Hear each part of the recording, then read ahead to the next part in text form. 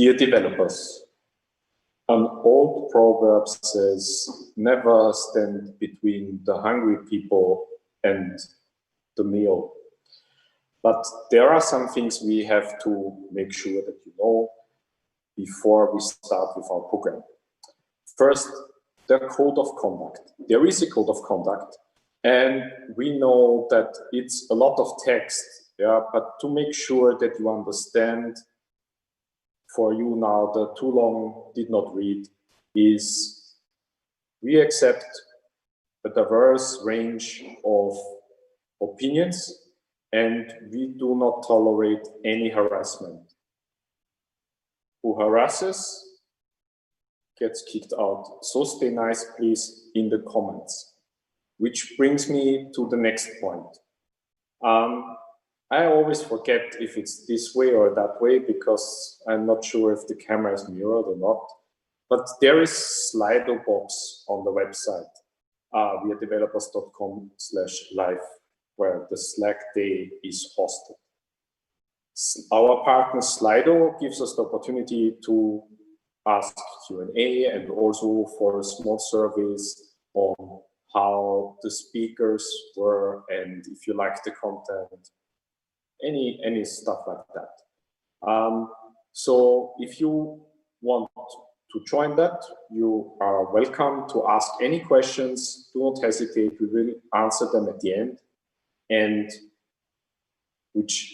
if you are not on the web page, let's say you are watching that on YouTube because it's streamed there, just go to slido.com and enter Slack in the little field with the hashtag. So that was number one, so the house rules. Stay nice and do not forget to ask questions. Which brings us to the program. So right now we will start with Bear Douglas, and she will tell us how Slack builds their platform for the changing needs at work. And this doesn't necessarily mean Corona or something like this. It's also before that, just to make sure that you know. There's a little fly. At 5 p.m., we will join Brennan with a panel, and they will discuss on how engineering implements DevOps using Slack. And at 6 p.m., we will have Colm Doyle building an app in Slack, which is something most of you probably look forward to. After that, we will have Roman and Colm do the Q&A for that. And in between, you will meet me again. So without any further ado, and like the proverb says, do not stand between the hungry people and the meal. Here's Bear Douglas.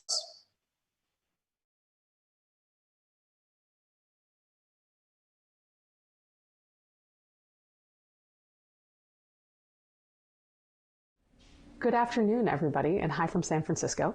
We're really excited to get a chance to talk to you today about Slack, about Slack's platform, how we do DevOps at Slack, and also a little bit about how you can build integrations and apps that might transform the way that you and your colleagues work together.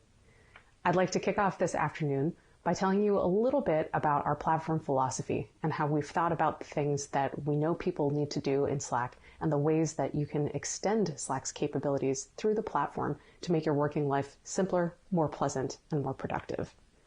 So hi, my name is Bear, and I lead the developer relations team over at Slack. My pronouns are she, her. I've been at Slack for 3.5 years, and in that time I have seen both the product and the platform evolve quite a bit. So I want to start by setting some context for you about the background of the history of Slack, how people have used it, and also how seeing people used it has shaped the ways that we have designed Slack in response to be even more extensible by even more people. Slack wasn't originally set up as a company to build Slack. It was originally a company called TinySpec that created a game called Glitch. Glitch didn't really work out as a product, but if any of you have ever hit a 404 page for Slack, some of those trees and animation style might look familiar. That's where some of the art from Glitch lives on. But in any case, the TinySpec team was split among offices in San Francisco, New York, in Vancouver. So like many other companies that had a distributed workforce, they needed a way to stay in contact. And to do that, they used good old IRC.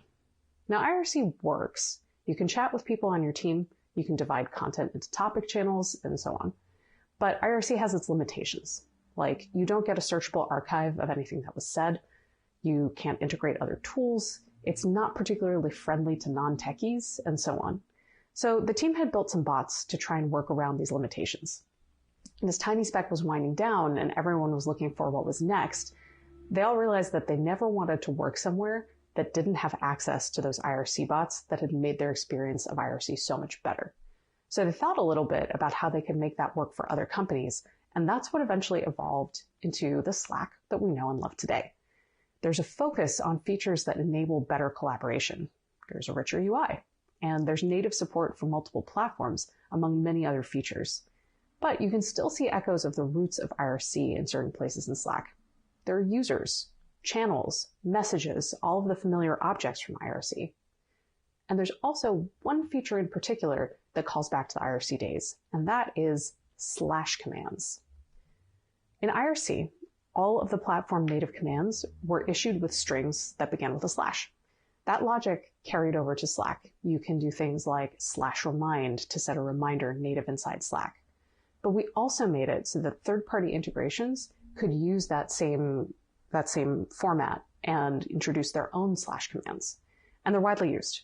Many integrations with our platform use slash commands to kick off their workflows. So while slash commands are intuitive to engineers or people who were used to using IRC for communication, they aren't familiar to everybody, and a lot of them find them hard to discover and hard to use. Another holdover from IRC is that IRC also gave us chatbots, bot users that would sit in channels and respond to certain commands. And a lot of early Slack users embraced these, porting bots over from IRC or other services like Campfire or HipChat. And some early commercial apps on Slack, like Poncho, the weather bot here, became successful by developing personalities. They wouldn't just respond to commands, they would also chat with you. And you could discover new features, particularly in Poncho, just by talking to it to discover what it did. And all the people who had been used to using bots found this really intuitive. The change was very easy for them. They had an easy time adapting to this new Slack world. And because they knew how to use slash commands, and because they were used to talking to bots, they were able to do more in Slack right off the bat. And we care a lot about that early tech user community. They are the ones who have helped us grow so much. But increasingly, Slack is being used across companies by lots of different teams in non-tech verticals, in non-tech functions, law firms, hospitals, restaurants, universities. All of these types of organization and more use Slack to get their work done. And we want a way for everyone to be able to access the power of apps, things like slash commands and chatbots, the things that had made developers' lives so much easier and had honestly transformed the way that they work using Slack and before that using IRC. And so if you fast forward to today, that vision is starting to come true. So I'm going to tell you 3 quick stories about companies who built internal apps that changed the way that they work. The first is Vodafone. Vodafone is one of the world's largest multinational telecom companies. They serve over 500 million customers. And Vodafone's DevOps team relies on the Slack platform to maintain uptime, which is critical to customer trust. So they do that by using apps by PagerDuty and Datadog, as well as custom-built apps that they've built themselves in-house, so they can monitor and escalate incidents to the right teams in Slack within milliseconds of an incident. They've also built custom apps that integrate with AWS and other services that they use so that engineers can spin up environments to production in just 30 seconds. And as a result, they've been able to reduce mean time to resolution from up to 20 minutes down to just 5. And that's a 75% reduction in time and pretty impressive time to resolution in general. And V is going to tell you a little bit later about how we manage DevOps within Slack, but all of it involves multiple integrations and human coordination, and these assists that you get from external apps can really make it much more possible to resolve incidents and handle things seamlessly and quickly. But it's not just DevOps teams that benefit.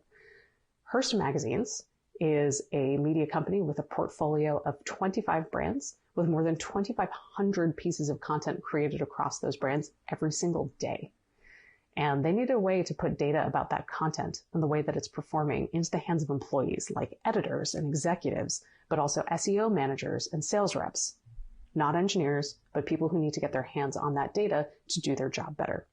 So they built an app called HansBot, short for Hearst Answers, which can respond to questions like, what were the top performing stories on L yesterday? It can take in natural language commands like that, which makes it accessible to non-technical employees. Users can ask Hans, what's trending? Which stories Hearst brands have previously published on a given topic, and how each piece performed. So executives can pull division-wide reports with just a few keystrokes, and publishers can determine at a glance which products and which stories were generating the most e-commerce revenue. And all of that adds up to a ton of time saved. User data shows that Hans saves employees an average of an hour a day. And beyond just saving time, easy access to those analytics has led to huge gains across the division. There's been a nearly 50% increase in YouTube views, and e-commerce revenue from articles that were cloned across brands has nearly tripled since Hans was introduced. So it really is taking the power that has been available to engineers for some time and making people who are not in technical roles highly empowered to use that data and have massive revenue and business impact. So Hans was obviously a large-scale project that's been paying large-scale dividends for Hearst, but there are simple things that you can do that even non-technical users can do without development time that can have a big impact on how your team operates. Consider how DocuSign revamped their new hire onboarding. They created a workflow in Slack using a product we have called Workflow Builder, where every time a new employee joins a channel, it would show that new hire a list of locations where they can find documentation about the team and their active projects so they can get up to speed quickly. The workflow also takes care of introducing people to their new team.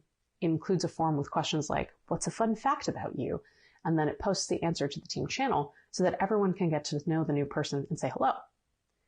A workflow like this takes just a couple of minutes to set up, and it's helped the DocuSign team get employees ramped and connected with their teams much faster. So all of this is super exciting for us because the vision that we had many years ago that the chat ops ethos and practice should be accessible to other teams and other industries is starting to come true. We're seeing customers build and use apps to approve expenses, ship software, monitor key metrics, publish breaking news, manage retail stores, collect payments, produce television shows, coordinate travel. There are so many things that people have started to build apps and integrations into Slack to do. But it took us a while to get there. And so in order to make it possible for people to get more from Slack, we had to have a platform philosophy that we wanted to make things that feel like they should be easy, actually easy to build and execute. So what feels like it should be easy inside Slack? Well, the first obvious thing is sending notifications. Slack is a communications tool.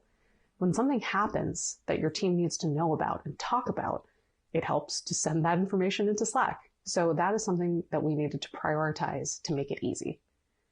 The next thing is rich data display. The basics, like posting an image or a link to Slack, should be very straightforward. And you want some amount of rich immersion and media being pulled into your chat stream. Catching up on Slack should feel interactive, not like reading a textbook. And by that line of thinking, we also need basic interactivity to be simple. If I want to attach a confirm or deny button to a notification that I've sent into Slack, that shouldn't be hard. And so this framing of understanding what should be easy in Slack can help drive some of the decisions that we made for what we should build to make it really easy in turn for customers and developers to build against Slack. So let's start with that middle one, rich data display. Our clients do the right thing by default when someone posts a link, which is to say, if it's a publicly accessible URL, we'll go fetch the metadata at that URL for Open Graph or Twitter cards or whatever markup you have on that web page, and then we'll inflate that back in Slack. Easy, no work required by the end user. And if the link does require some sort of authentication to view the content, say it's behind a login, you can register an app with Slack so that you receive a notification when links from your domain are shared. And then when that happens, you can give the user an option to log in. And once you've got that authorization credential, you can then decide what should be passed into Slack based on who they are, their viewer context, and what should be shared with that team. So it's slightly more work, but it's very possible for all kinds of end users, technical or not, to get the value of apps and integrations via rich content that is being unfurled into Slack. So let's take one step backward and talk about notifications, which was the first item in that things that should be easy section. They're one of the most basic elements of working in Slack, receiving notifications.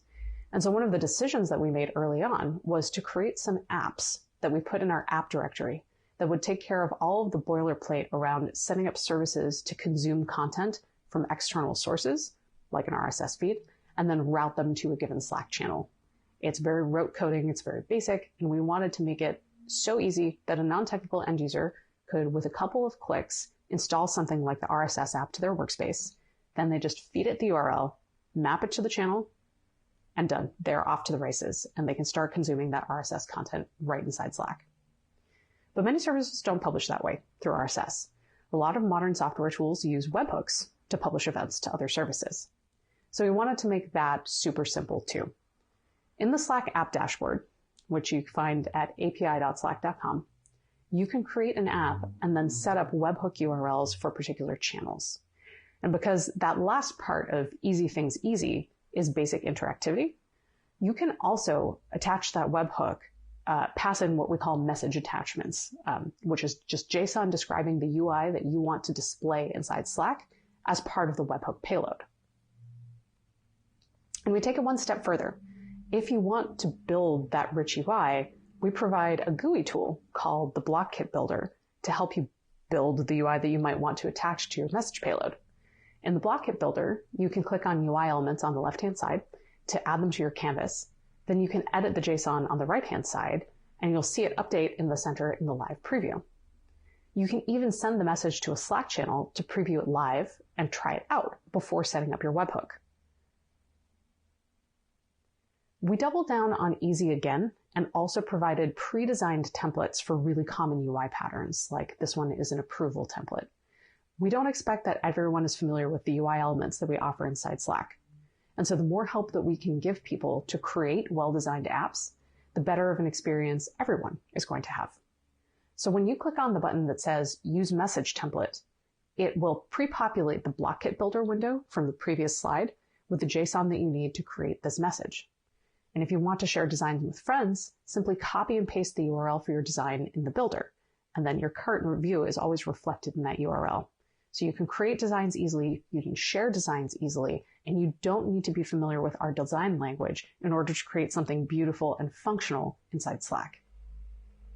So setting up a webhook with some amount of well-designed interactivity becomes as simple as 2 or 3 layers of clickety-clickety and copy-pasting. There's a post request copy, which you can copy paste from the app management dashboard. And the second section in pink is copy paste from the Block Kit Builder.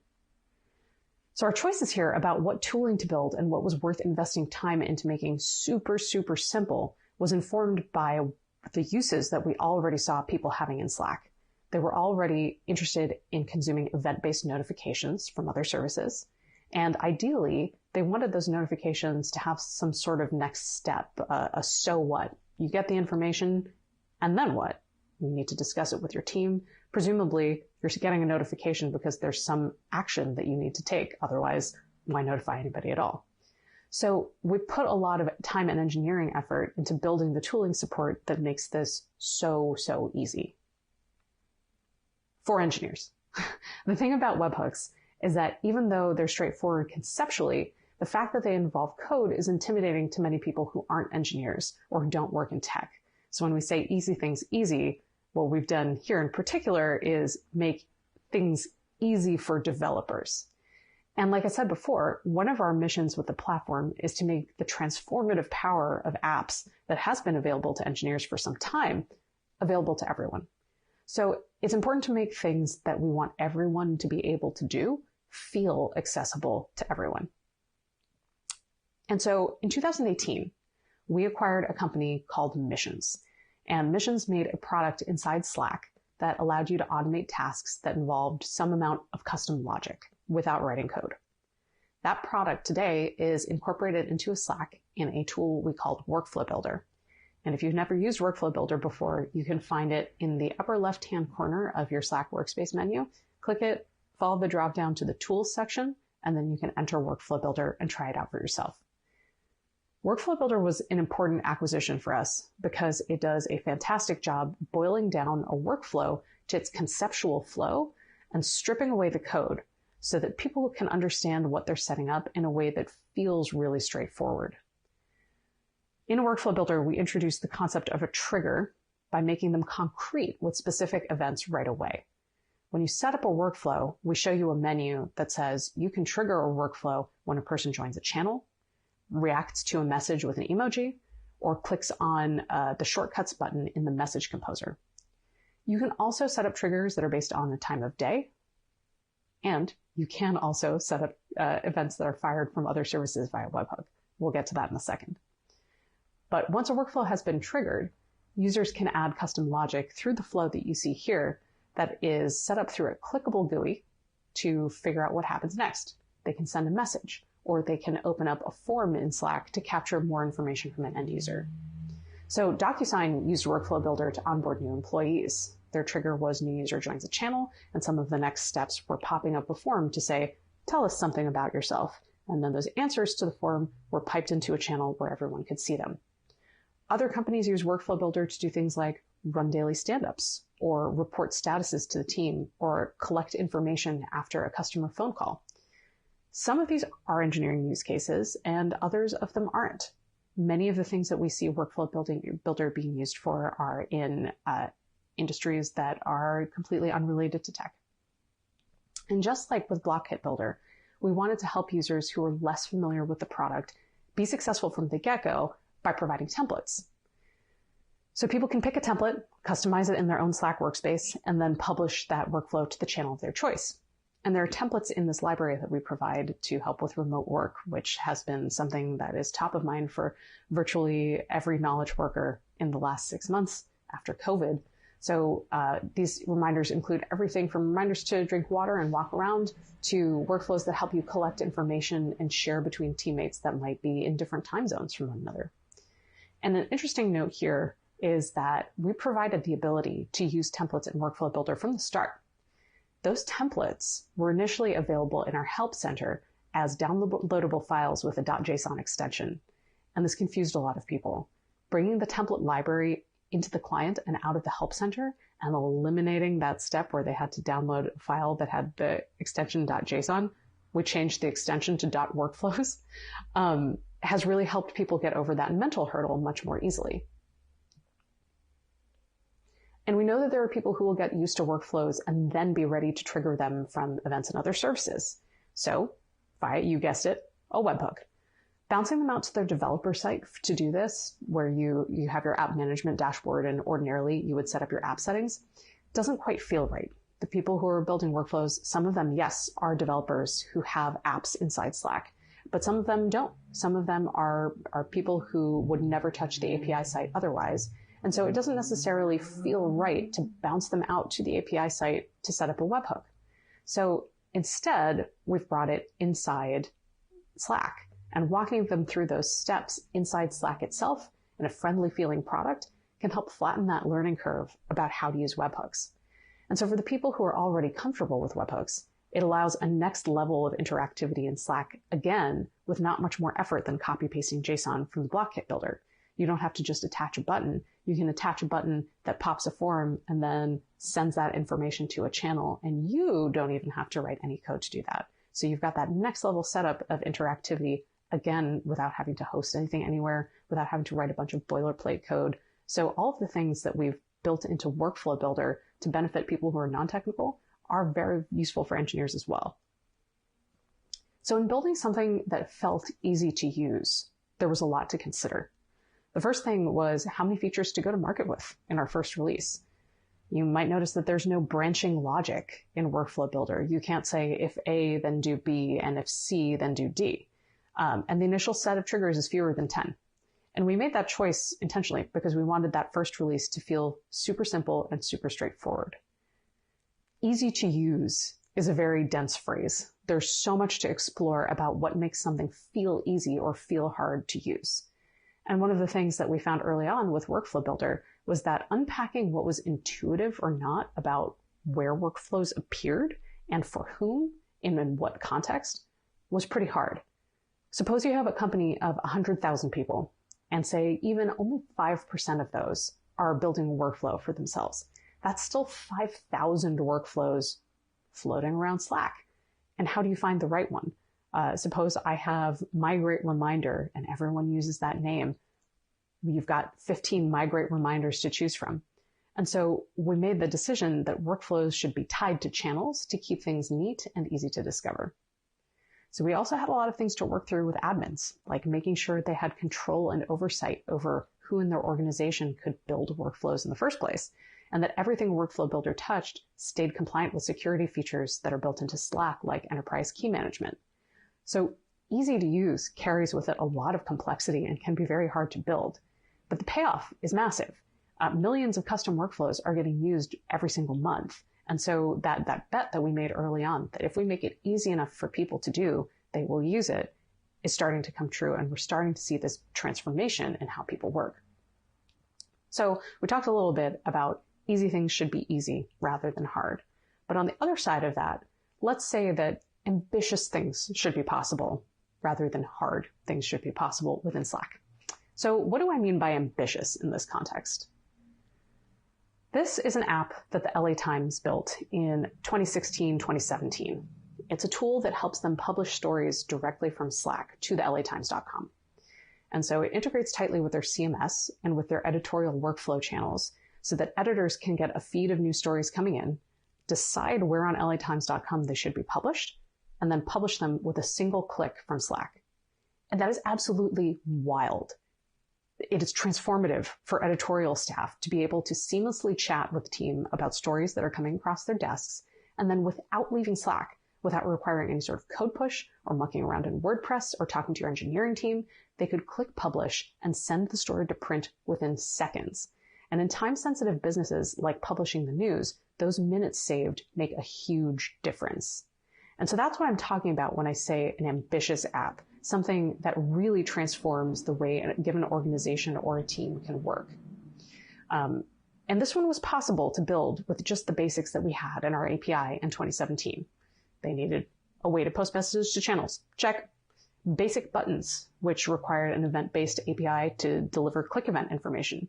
Check as of 2016 summer.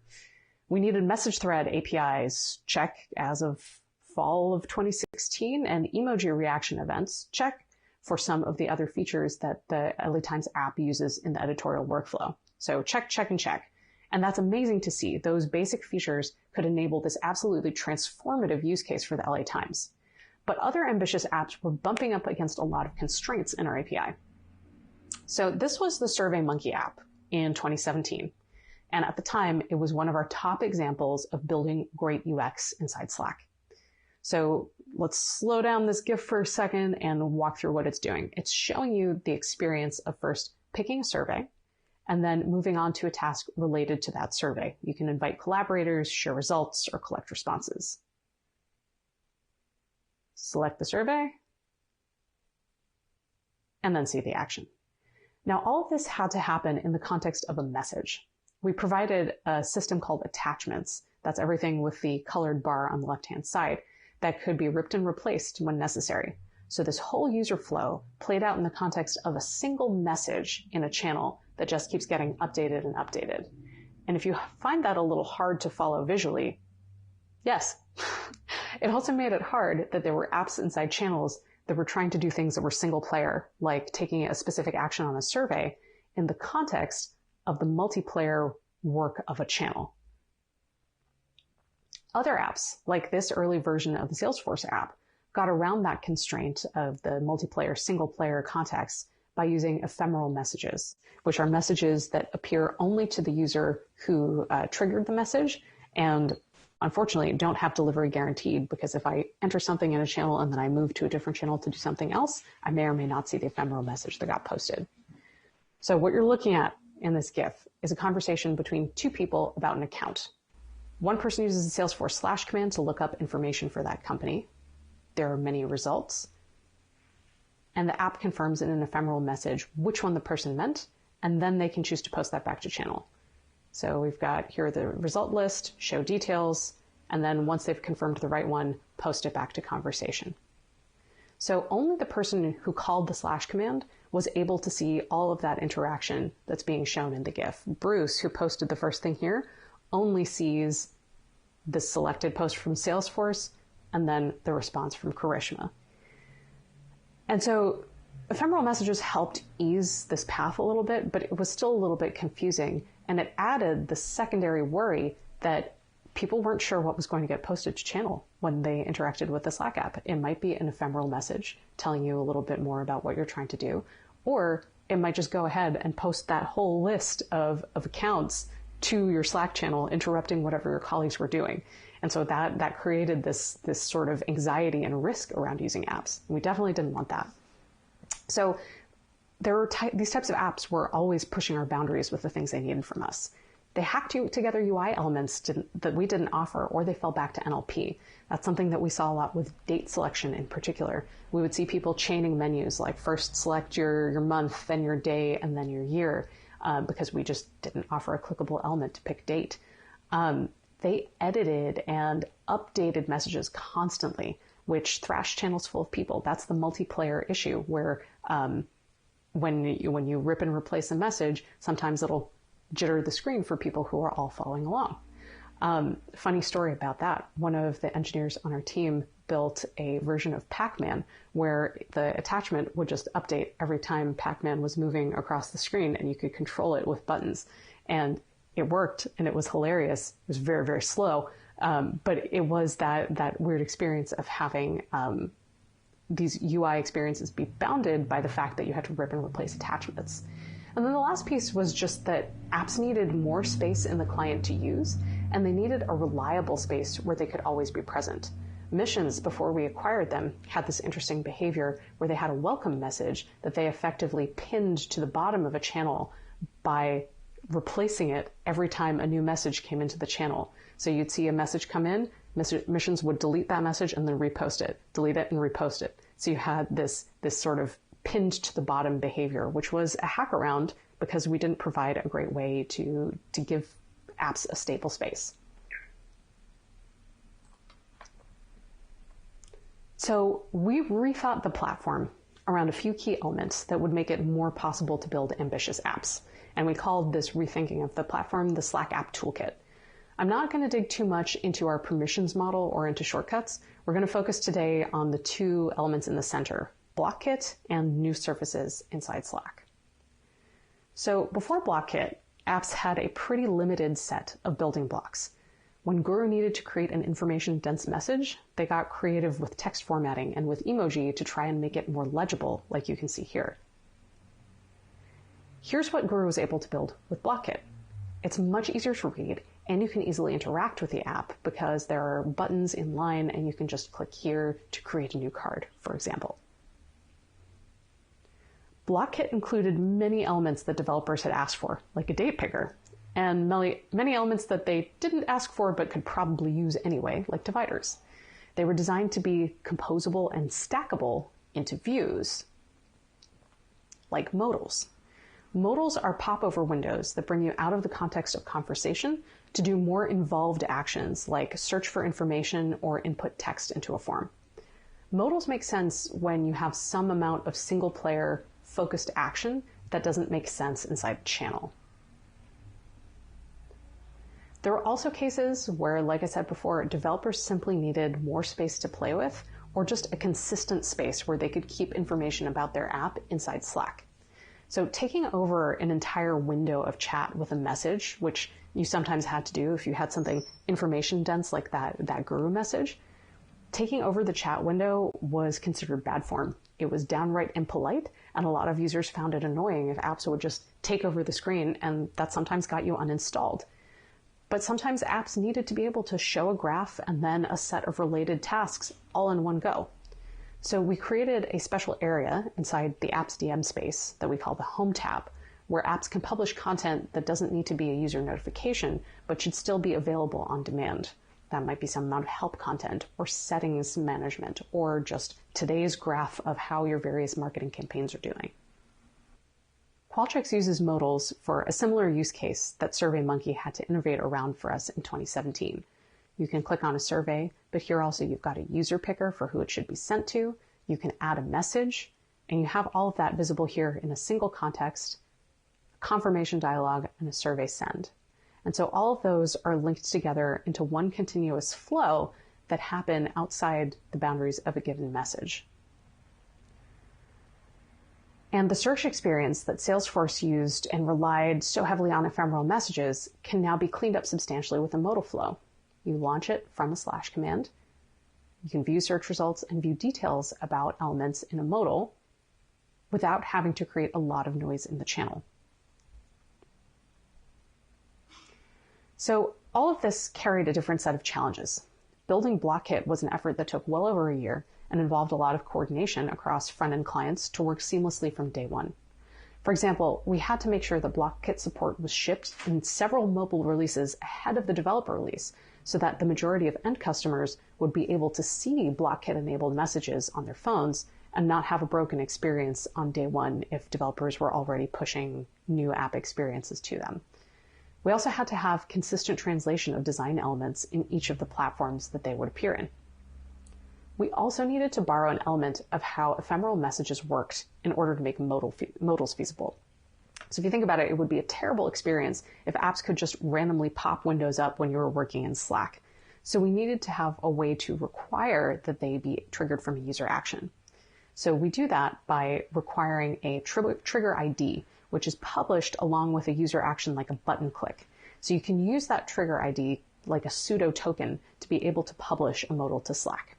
We required those for ephemeral messages, so people who had been used to using ephemeral messages had that mental bridge to learn how these new modals should work. We also needed to build new events into our Events API, like an event for when users visited the Home tab in the AppDM space, and of course, events for when modal views were interacted with. And of course, to make ambitious things possible doesn't literally mean just supporting them in the API. Possible is also about whether or not developers can build using the new tools you've given them. So we had to write a lot of new documentation explaining what these different surfaces were for outside messages, how you could publish to them, what the limitations were, and we needed to create lots and lots of sample code. Because possible still means complex. So for example, you saw in that Qualtrics survey, you can chain up to 3 dependent modal views, which gives you lots of flexibility, but it also means you have to manage a view stack inside Slack now. State management is up to the developer, and every bit of complexity you add means it's a longer time before people see the value of the amazing apps they're building for their team because they have to learn your platform first. So our solution there is to tell developers, don't go it alone. If you want to build cool things for your team, first, know that we've got your back, we're with you. And there's a community of people building Slack apps and talking about it and sharing support on slackcommunity.com. Second thing, we have tools to make the learning curve a little less steep. Our first-party SDKs handle the work of authentication with Slack, handling rate limits, and much more. Our app framework Bolt, available in Node and Java, also provides middleware that can help with things like event routing when you're using interactive components inside Slack. And our app, the Slack Developer Tools, has useful features like ways to look up documentation inside Slack or inspect element on a message that you want to emulate to see the JSON payload that created that UI. And of course, there's going to be a session later on today with Colm, who leads our developer relations team in EMEA, to help you build one of these apps yourself. So if we can, we'd love to help you be like NVIDIA, building the apps that really transform work, like this robot named Carter, who takes popcorn orders in Slack and delivers them to your desk. So in the world where we're back at desks, we would love for you to be able to have your own Carter welcome you back with a fresh, hot plate of popcorn. We are always here to help. You can find us at slackcommunity.com. You can also find our support team by typing /feedback into your Slack client, and we'll connect you right there. So please stick around to try some of this yourself with Colm's session later on, and thank you so much for having me this afternoon.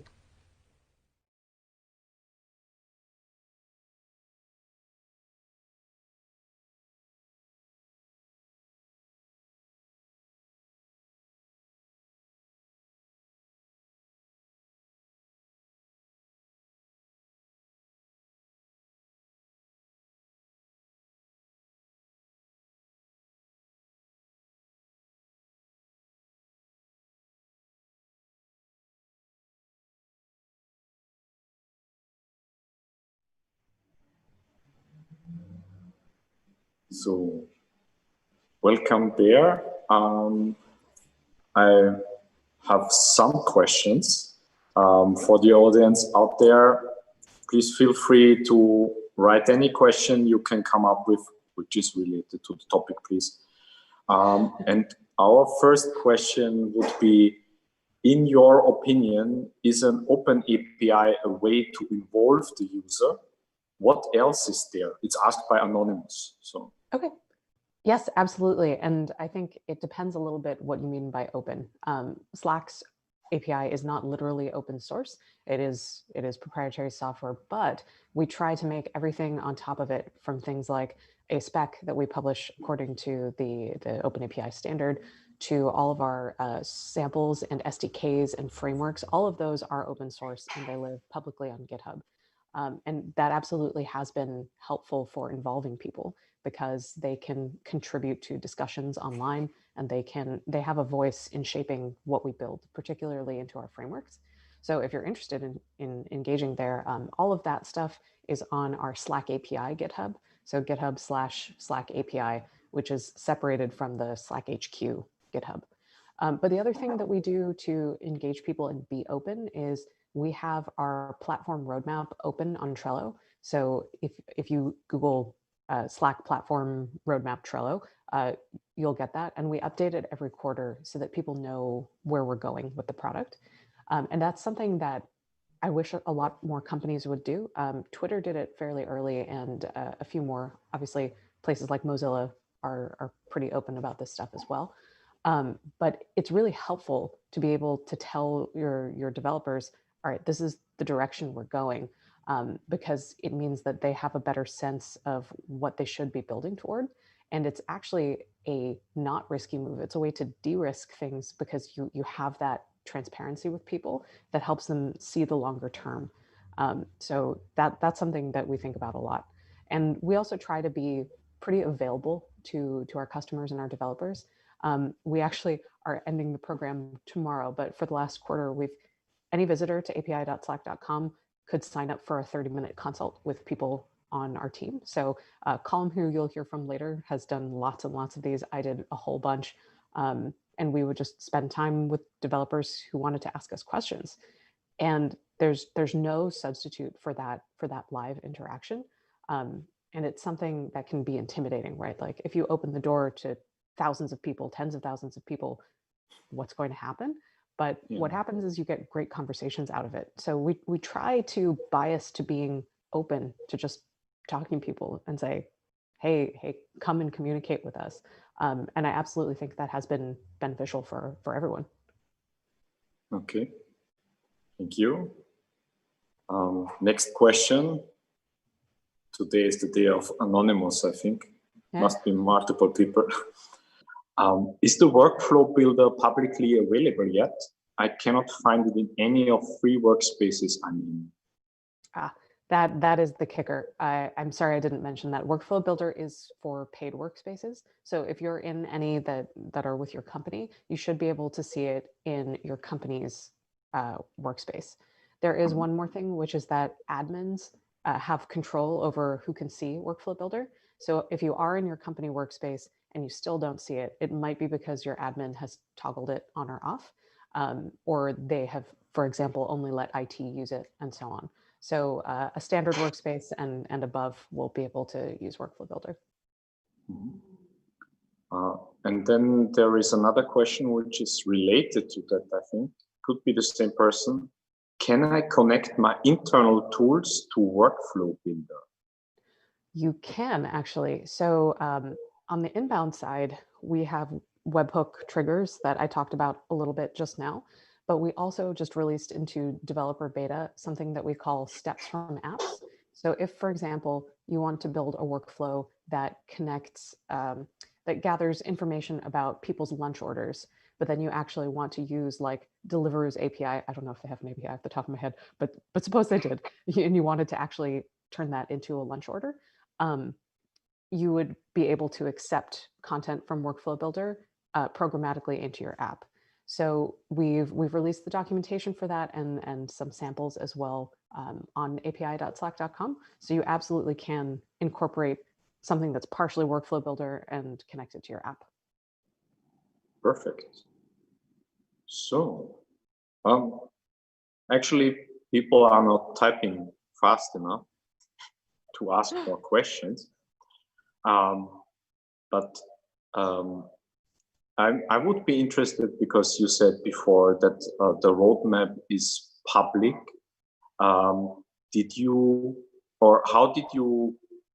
did Slack get to the decision to make this public? Yeah. Do you know the history of that? It happened probably a few months before I got here. I've been at Slack for 3.5 years, and I'm pretty sure that from the moment that we released the platform, we had that roadmap. It was something that a couple of other companies were doing at the time, and there was this energy around it, like, can we do better by developers by being open in this way? And I think we decided that because the platform was so early, it was really important for us to share directional information about where we were going, because when you launch with a limited feature set, people might come, browse, and see, oh, it only does these 3 things, and I actually need it to do 10 things. But if you can say, today it does these 3 things, things 4, 5, 6 are going to come in the next 3 to 6 months, and the 10th thing that you want to do will happen in the next year or so, then it better allows people to figure out when to invest. So I can't tell you exactly what the conversation went like, because I wasn't there for that, but those were some of the reasons that it felt like a good idea. Mm-hmm. And is there a history of some public components somebody coded which got merged into Slack? Absolutely, into our platform. I think some of the things that I talked about just now, like the way people were using emoji instead of images to try and create visual dynamics on the page, helped us think through things that we could provide people. We've seen people hack around with things like if they expect that they're posting a graph of something that is a data heavy operation to produce, they'll send us a GIF in the meantime that's like a loading state. And so the users have some sense that, all right, there's an operation that's being processed now. We will get back to you with the image very soon. And so we've seen people kind of do things that have pushed us to create better UI elements and better user experiences. On the SDK side, absolutely, we get community contributions regularly. There are things people want from us, and we accept pull requests all the time. Okay. Yeah. So thank you, Bear, thank you for your patience and for getting up early, because you're in California. I am. And I think we will now head into a panel with Brennan. All right. Thank you so much for having me. Thank you. Bye-bye. Bye.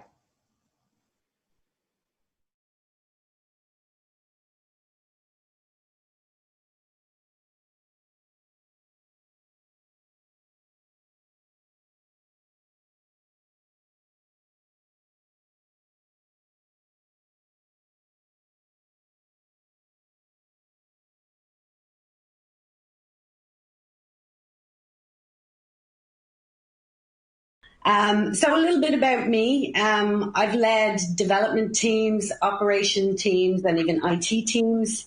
I'm a big proponent of DevOps. Together we build way better software. It brings together two very different and necessary skill sets. So a bit of background. BNZ is a 155-year-old bank in New Zealand. It was surprisingly modern and agile for a 150-year-old bank. They've recently been voted the most innovative bank in Australasia. And I got to work on really sexy things like foreign exchange and solving some very, very difficult problems in the online banking space. So that was great fun. That was where I had my first experience with agile, test-driven development, DevOps, Lean. So it was a really exciting time for me. I left there to go and live in Sweden and work at Spotify. For me, that was like going to church if you're aware of Spotify's agile journey. It was a really crazy ride. It was a really exciting place to work. I was involved in their movement from their own data centers to Google Cloud. So it was quite an interesting time to be at Spotify. But we moved because of family. So when I was looking back to Dublin to think about where I was going to work, Slack was a standout choice for me personally. I wanted a brand that I felt I could identify with. I had been using Slack since the beginning. So I was really excited to come and join Slack. I've been so inspired by this company and being part of it and everything that we've achieved, especially recently. And also just being in the tech scene in Dublin, that really didn't exist when I left home into the year 2000. So coming back and seeing how Dublin has flourished is really exciting to me and being part of that. So let's have a look at what we're going to talk about today. We're going to talk about how DevOps emerged at Slack. And we're going to talk about some of the challenges that modern software teams face today. And then we're going to show you some examples of how Slack actually is innovating to meet these challenges on a daily basis. And we're also going to talk to some of our customers and hear about how they're using Slack in innovative ways. And hopefully we'll inspire you to try some of them out in your companies. A bit of background, this is not Slack, although I wish it was. My job would probably be a lot more fun. But this is a screenshot from a game called Glitch. Glitch was created by the same founding team behind Flickr, the photo sharing website that was popular in the early 2000s. But unfortunately for Glitch and its small loyal fan base, the game never really had broad appeal. So it was shut down. When they explained this situation to the investors asked if they had anything else that they thought that they could bring to market. So they had developed this little app that internally to communicate and collaborate. And they realized when they were shutting down that they couldn't imagine working without this app, or they were really excited about how it leveraged their ability to communicate and collaborate. Back then, it was persistent chat. It had a few little integrations. You can see the Google Drive, and it was a really nice user experience. Now we have 12 million daily active users, over half of which are outside the US. And collectively, those users send over 10 billion messages a week. And last year, we reached a significant milestone going public as well. But there's no doubt that we benefited from a great product market fit at the time. So it's been a crazy ride and only 6 years. But let's get back to the DevOps story. So we've observed, at least, that systems are becoming more and more complex every day. Teams are running hard to keep up. Since the early days, DevOps has offered people a benefit and a competitive advantage. Operators regularly write code, developers write config files, and need to understand how the system works under the hood. But the world continues to move faster and get more complex. And the reality is it can be overwhelming if you're not in front of it. DevOps is about leveraging people with broad systems knowledge around a particular change. We've approached it from the perspective of service ownership and tooling, and I'm going to talk about both in turn. So for us, service ownership is all about teams owning the end-to-end experience for their customers. So we provide tooling in Slack that actually helps bring that about. It's also a mindset and a culture that we've fostered. It's a journey, though. It's definitely not complete. It's true to our legacy of trying to prevent specialized silos and handoffs. And as Slack has become developed more, it has become harder. Right? There's very few people in the organization who have that full view of Slack and how it works under the hood. So it's harder and harder to navigate. So we needed to make developers feel successful and safe, and tooling has definitely been the key to that. So that tooling, we've tried as much as we possibly can to actually integrate it through Slack and leverage Slack as a platform. In my previous roles, I've definitely used Slack as a chat op apps, mostly just chat ops. But what we're trying to do is actually leverage Slack as a platform and embed tooling in there to make developers' lives easier. So we use it to manage deploys, logging, alerting, escalation and support. We also have an embedded SRE model as site reliability engineers to grow broader skills across our teams. So the goal is that they come in and they actually help development teams learn these skills and build better software. It's important to acknowledge that we don't just shift the work, right? There is an emphasis on preparation and support. The goal is to reduce the burden, but still empower responsibility through visibility. Developers still need help. Incident response definitely works better when everybody is responding together. And we want to insulate teams from some of the more complex technology. And we want to make the developer experience efficient and joyful. So what do we mean by service ownerships? We mean they're responsible for managing and monitoring their own software in production. So we do that through service health instrumentations like service level objectives, monitoring and alerting for rapid response. So we keep a very close eye on mean time to respond, mean to resolve an issue. Production readiness reviews before major new features go into production. We have pager duty rotations, incident response, and a lot of post-mortem activity. So we have a lot of process around service ownership to make it work. So service ownership makes your dev teams go from, oh my God, I'm petrified, I don't know how this works, to this is a joyful experience. But only when the tools, when we give them the tools they need and they really work. So for us, DevOps is also about reducing risk through tools and culture.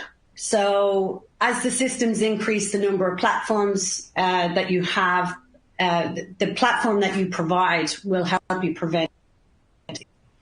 Like all DevOps organizations, we want to reduce the repetitive manual tasks, reduce the need for operator intervention. And as I said, for us, the difference is using Slack as a platform to do that. So let's dive in and look at some examples. So our continuous integration, continuous development pipeline tells developers when their PR is being deployed and by whom. So it's critical to ensure teams are aware. And these are all linked in to our monitoring and alerting. Deploy Wizard is a good example of a simple interface that empowers important behavior by allowing people to have an internal system and workflow. We also have a deploys channel where you can go and you can watch deploys live on a daily basis. And it's actually one of my favorite channels to go. The Giphy game is really strong over there, and it's quite a joyful experience to see all of the changes being pushed to production. Transparency and collaboration and integration are central to the work style that's become DevOps. So in order to leverage Slack as a platform, we have better automation, reduced toil, speed up mean time to response. So we're connecting developers and operators by putting key context in place. So we used IRC, or Internet Relay Chat, in the early days to pull in build logs, deploy logs, and alerts. And one of the most important innovations early on was saving this information and allowing teams to search these conversations and context over time. So this is one of our most valuable tools, Escalbot. this solves a fundamental issue around service ownership, which is who owns this feature. I'm an incident responder myself, so I know the challenge of keeping on top of who owns what, not to mention team names. They never seem to describe what teams actually do. So a Scalbot helps save time by putting the right people in front of the right problem really, really quickly. Previously, all escalations went via a human operator who had to parse the information and then decide what team it would be sent to. So what we've done is created a bot that can automatically do this. We are still available as major incident responders if we're needed, but this is about striking a balance between independence and autonomy while also providing expertise and support. So let's have a look. The app is just a / command away at any time, and it's not. Oh, I'm getting a request access. So I'm going to describe it to you. I'm going to ad lib. So basically the app is a / command away. And basically what we do is we built it with some fuzzy logic that will highlight central features of Slack. And it is related to a store of data that we have around who owns those things. So when we go through, we pick the feature that we see an issue with. It will give us a choice of some teams. We can drill down there and pick which team. We can describe more detail, and we can even assign the severity of the issue if we think we know that. And what happens is that it's built into a PagerDuty rotation, which will automatically page those people and also post an escalation in the relevant team's escalation channel. So it's a really powerful way for all of this to actually happen automatically with just a / command, right? So you're talking about it taking less than a minute. It takes seconds to create one of these escalations, as opposed to having a human operator be contacted and have to parse the information first.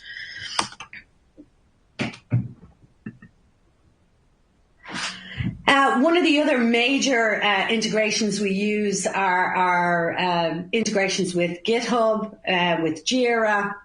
Here's an example of our Jira integration where you basically automatically see an unfurl and your team can see the context of that ticket in channel.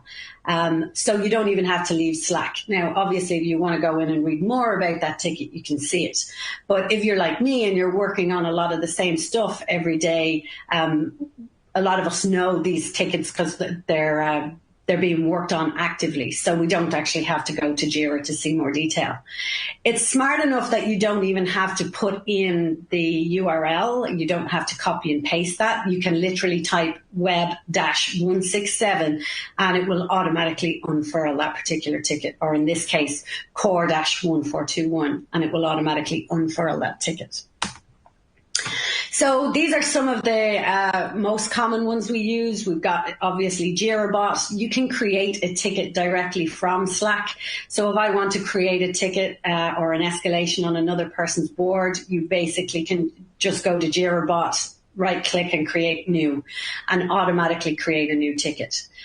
Code review minion helps us make sure that we're staying on top of our PRs and that the team are aware that there are PRs that need attention. We use BlockKit to build out some very, very simple bots like our stand-up bot to just remind us to do our stand-up in channel every day. And we also have other reminders that we have about, starting a thread so that we can have a review at the end of the week. We also centralize feature requests. So you can set up dedicated channels to stay on top of customer feedback or requests. So these are really nice ways to build a bridge across the organization between our sales teams, our customer experience teams, and our development teams. So a really nice way for the developers to actually have access to the voice of the customer directly. So super useful feedback. And we think about DevOps by function. So these are some of the examples of some of the integrations that we have. So there's integrations around teamwork. So whether you use Stand-Up, Lead, Bitbucket, Jira, GitHub, there are integrations that already exist directly within Slack. From an observation perspective, we've got PagerDuty, New Relic, Pingdom, Nagios, and then from a pipeline, whether or not you're using Visual Studio, Circle CI, Jenkins, or Heroku. So these, like I say, are only some examples. So for us, the power of Slack is actually the thousands of integrations and bots that exist that work alongside Slack today. We're committed to continue to evolve this problem, right? Like I said earlier, we're not actually there yet. We haven't solved this problem. But one of the ways that we're going to do it is by building Slack with Slack. So through that experience, we're creating lots of opportunities every day for DevOps workflows to be developed in the platform. We believe service ownership is a key for DevOps, and Slack definitely helps us make that experience more joyful. And we know that this methodology of transparency, collaboration, and integration is applicable beyond DevOps, and we hope to continue to share what we learn. What we're going to do now is open up and have a bit of a panel discussion and hear from some of our customers about some of the amazing things that they are doing with Slack. So I'm going to welcome Dennis from Solaris Bank, Robert from Vodafone, and Antoine from VP. So Dennis, I'm going to start with you. Hello, good morning. Thank you, V. I'm Dennis Winter, and I'm responsible for the TechOps organization at Solaris Bank. My background, maybe at first, I used to work as a software developer in the early 2000s and migrated over to systems and platform engineering over time. I'm also a CISSP, like a Certified Information System Security Professional. And at Solaris Bank, I'm responsible for, well, within the TechOps organization, we have 3 teams at the moment. That's the cloud and platform team, the SRE team, and a productivity team, which is tailored to implement the internal infrastructure. So everything that has to do with keeping things up and running and implementing a lot of those tools that you were also mentioning just previously. Solaris Bank is a tech company with a banking license. This basically means, 1, we build technical products in shape of RESTful APIs. And 2, these provide functionalities to customers. We usually call them partners, big and small, who want to offer financial services, be it as a primary product or be it embedded into their products in terms of contextual banking. So for example, an online car trader, for example, who wants to offer loans in the context of the selling process on the website, could integrate our APIs to make this possible. And 3, it means we are regulated. So we have a full banking license, and we need to come up with creative ways to, or we want to come up with creative ways to solve the requirements that come in from regulators. And this sometimes means that we have to also go through certain times of explanation and discussions with them, but it works so far quite well. The company itself is now more than 300 people. When I started in June 16, I was employee number 30, something like this. So we went through massive growth in that time. And I think we have very exciting times still ahead of us. Great. Thank you, Dennis. Robert. Thank you very much, V, and good morning, everybody. My name is Robert Greville, and I'm currently Head of Web Engineering at Vodafone UK. Vodafone, for those who don't know, is one of the world's leading mobile communication specialists, providing kind of communication devices for people around the world. In the UK specifically, we have almost 13,000 employees. And in our digital team specifically, we have around 300 people. We cater for 20 million people in the UK alone. And, you know, I've grown our engineering team, so I predominantly look after our front-end engineering teams. We've grown from probably around 4 or 5 developers probably 4 or 5 years ago to almost 100 now, and we continue to grow. Providing communication to people. What we're trying to do is move away from being a telecoms communications company to a much more tech-involved company through the use of tools like Slack. Nice. Thanks, Robert. Antoine. Yeah, good morning, everybody. So my name is Antoine Millet. I am a scuba diving instructor, but when I'm not underwater, which is most of my time, I work at VP as the head of IT operations. And previously, I was the CTO of an online banking solution called Dalenis. I am very pleased to be here with you today. So VP, formerly known as Vente Privée, which is a very French name, was founded in France in 2001 as a European e-commerce company that specialized in online flash sales. VP Tech, on the other hand, is the tech community of VP that support business and growth. As the company spread in 12 different countries now, we deeply advocate flexible, autonomous, and multicultural teams. Finally, my position in IT operations involved the roles of head of incident management and principal SRE, which means, as you can guess, I work a lot with Slack on a daily basis. So that's it for us. That's great. Thanks, Antoine. Yeah, I can definitely relate when you, I hear the laugh in your voice when you talk about SRE and incident response. It's definitely a busy job and not for the faint-hearted. So let's dive in with each of you and talk about the introduction of Slack at your organization and what the motivation was behind that. Yeah, so as we started, we had a really kind of small team using Slack, and as I said, we needed to scale very, very quickly, and moving from a team that was very dependent on kind of suppliers to a much more in-sourced team. So we needed something that was enabling us to communicate better and kind of cut through all the noise of emails. So one digital team started using it, and from there it grew and grew and grew, and more departments joined, and now we have over 1,300 people in our Slack, and all of those teams from marketing to brand to digital to IT, they all started to adopt the tooling once they saw the digital teams were using Slack in order to communicate. So one of the main reasons why we started to use Slack was that it really enabled us much more modern kind of engineering practices. So whether it be code reviews, pairing, releasing, we can do all of that through our Slack now. And so it's really powerful for us to enable kind of modern engineering.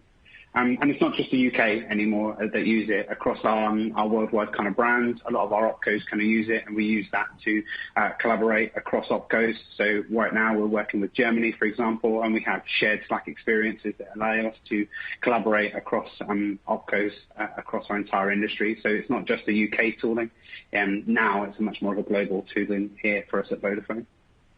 Nice, that's great. Thank you. Dennis, what about at Solaris? What was the motivation there? Well, Slack has been in our organization since the very start. Maybe end of 2015, I wasn't part of the first couple of people who were working at Solaris, which didn't even have the name Solaris. We were founded by a company builder called FinLeap. And Fin wanted to look into the potentials that we see in the fintech world.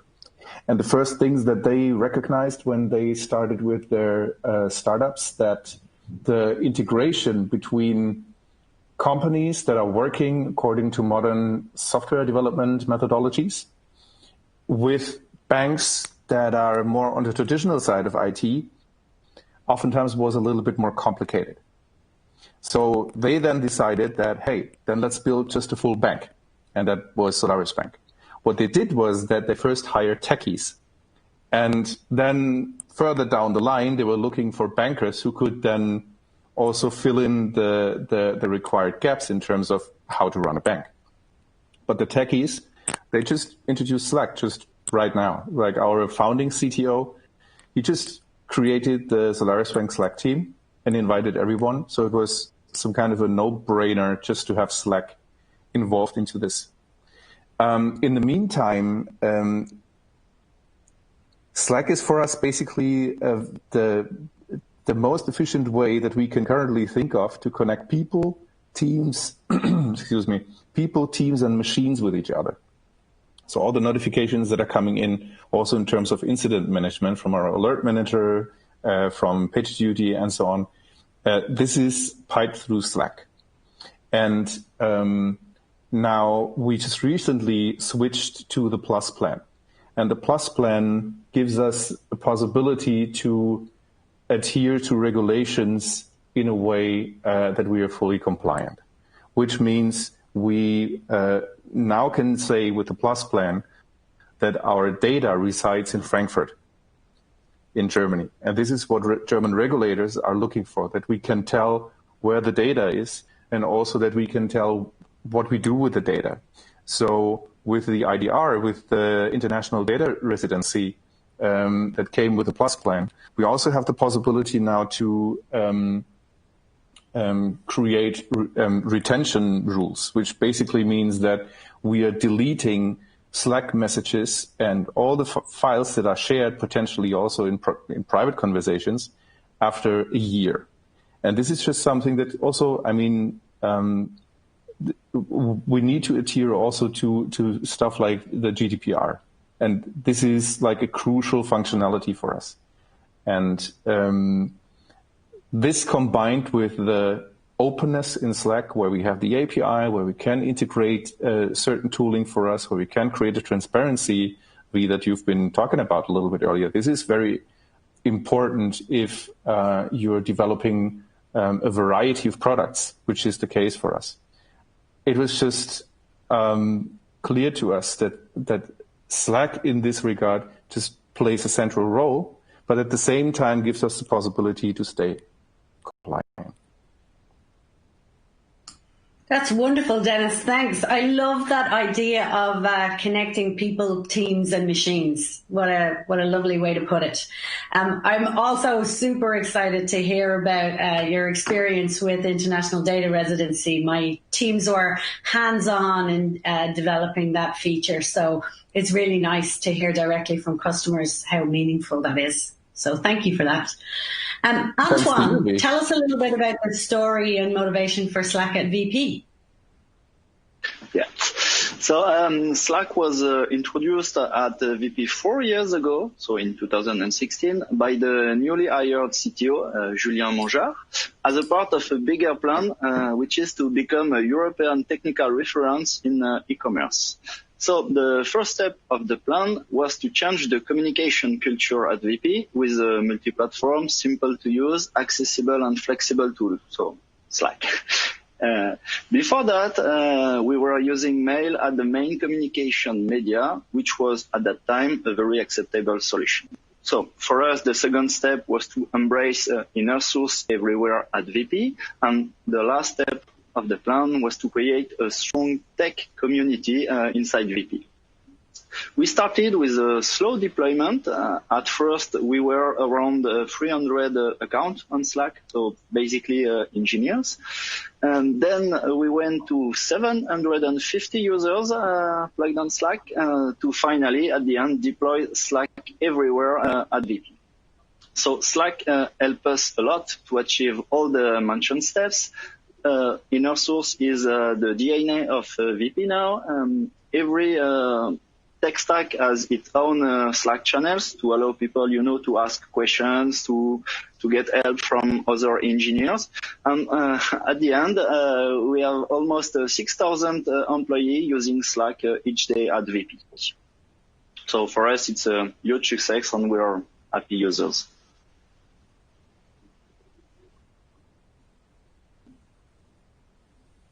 That's wonderful, Antoine. Thank you for that.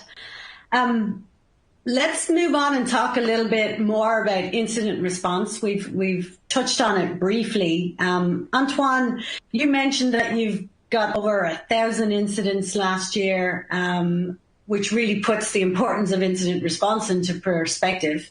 Can you talk to us a little bit about how you currently manage incidents and how you're doing that through Slack? Yeah, for sure. So incident management is something I love, so I will try to make it short. One of the first missions that has been given to my team was to build the incident management for VP. So basically, like many other company, we started by the needs, which are define the status of an incident, define the role, reduce the time to acknowledge, reduce the time to mitigate, and at the end, maintain our information system operational. So first, we jump into this at light speed, and we started to write very long and very boring documents. But a few months later, we decided to take a step back and said, okay, we were wrong because one thing, incident management must be designed as a software, not as a process to be widely and quickly adopted. So, like in the IT crowd, we turn everything off and on, and we say, okay, we must choose to provide a simple and technical answer to each needs described previously by creating an incident framework that handles every part of the process. So it should be blameless, define what's an incident and what's not. On our side, an incident go from a typo on the website or small pixel issue on the picture to a strong technical issue we all know. The role attribution, the role handover, the status, and finally, the most important part of an incident, the communication. Creating an inner source, as usual, framework forces us to work with quick iterations, to be fail fast, and indeed allow us to have a lot of internal contributions. At the end, we decided to have one database and to feed it through Slack. So now it's the point. So we made, like every framework, an alpha version where users had to create a channel on Slack to give the name in the dash incident channel, so the main one where we declare everything, to change the topic of the channels, and at the end, because it was an alpha, we had to fill the database manually. So again, we take a step back and said, okay, Slack now is the central point of everything, so we should improve the automation. So we started to create, dedicated command to create pre-formatted channels. We introduced a wide notification to inform everybody inside the company. We added to that I would say the channel configuration, but the topic, add the mandatory users in it, create the first step of the communications. We take again a step back and said, okay, now it's time for the release candidate. So now we need to introduce more Slack commands to make it easier. So we added the command to manage the roles, which will automatically choose the response to fill the database with and everything to make it easier, to manage and handle the status. Basically, I would say to manage everything related to the incident. And the most important part, to improve the wide notification and have a clear communication. So at the end, after the release candidate, the release was more focused on the KPI and dashboard used to share all the data inside the company, because yes, everything is public by default at VP. So where are we now? We are at the version 2.4 of this framework. The incident table in the database have 99 columns. And more than 80% of the columns are automatically filled through the Slack commands or the Slack channels created for the incidents. And to give you some input, last year, our amazing incident management team handled 1,492 incidents. So, as I said, from typo and pixel issue to a strong technical one, and used 8,570 Slack commands to manage everything at VP. But to be honest, be reassured, our website higher than 99.9. So nice. That's why that's really impressive, there's a huge Antoine. measure. We also have automated the creation of channels for incidents, and it's definitely some of those activities that happen in the first few moments of an incident. It really makes a difference if that is a slick experience, and reduces the cognitive load on the responders also, so they can focus on solving the problem. Thank you for sharing. Dennis, can you tell us a little bit about how you manage incident response through Slack? Again, here we are using Slack mainly for efficiency, which basically means during incidents, teams communicate through dedicated channels on the specific incident. We created a small Slack bot that would, when you're executing it, create a new incident ticket and create the according channel for it and invite the person who is currently on call into the channel. And this person would then need to also put other people in. Actually, the challenge that we have is that we would like to do more automation with Slack because we know it's possible and it would make things easier for us. At the same time, we need to spend more time then on explaining then from a regulatory perspective again how we are using Slack and how big the dependency is to this tool. For that reason, we reduced this to making sure that the communication works well. Everyone who is involved in incident response, actually the whole company is relying on Slack. So they know where to look for in which channel, the incidents channel, obviously, in which channel to look for whether we have a problem or not. And from there on, they can jump into the respective dedicated incident channel. Afterwards, when we are closing the incident, we are exporting the contents of the respective channel and attach it to the official documentation of the incident so that we can use it also during postmortems. Interesting. I can imagine the regulatory environment definitely makes it more complex. So it's great to have that log of all of the communication. Exactly. And just to have the possibility to quit, like with this little chatbot, that was just like a couple of lines of code. And it already standardizes a certain process. So you don't have to explain to people, you need to create the ticket, you need to create the channel, you need to invite these people.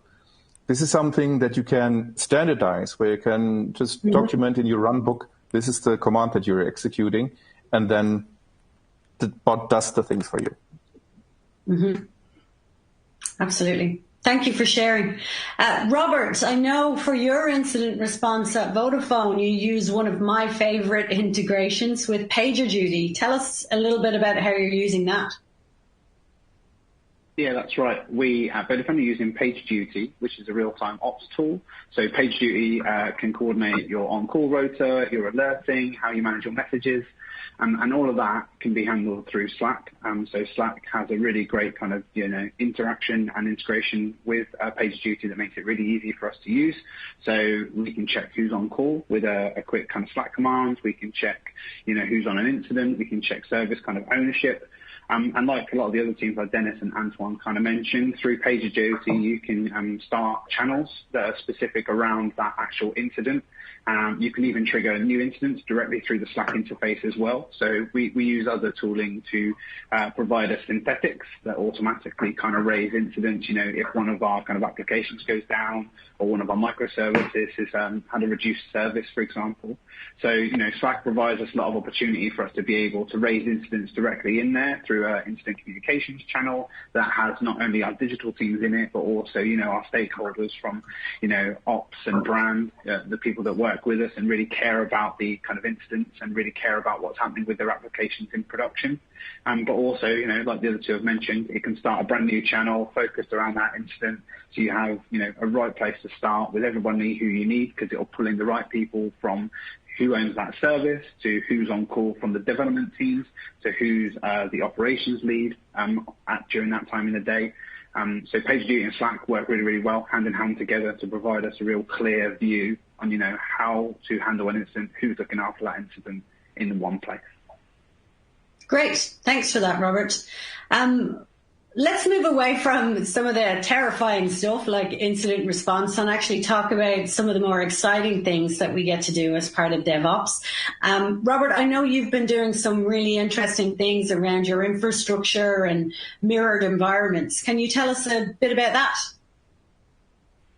For sure, yeah. So recently at Vodafone, we have been migrating a lot of our kind of environments over to AWS, and to do that is quite an enormous job for us to be able to migrate some of our legacy stack over to kind of a new AWS environment. So every time we need to spin up a new environment, we usually needed teams to uplift their service, uplift their code, make sure it was working, and this was really super labor intensive. And engineers were spending a lot of time, uplifting their code, fixing bugs that really shouldn't exist. So our DevOps team really helps us with this in creating a bot that will enable us to mirror environments and actually sync environments to production. So when we can spin up a new environment on AWS, we can just send a simple Slack command to sync that environment to another environment. So if we wanted to copy production, for example, we could do that through a Slack command. If we wanted to do it to our pre-prod or one of our kind of lower dev or staging environments, we could also do that. And it's a really simple Slack command on a private channel that only certain people have access to.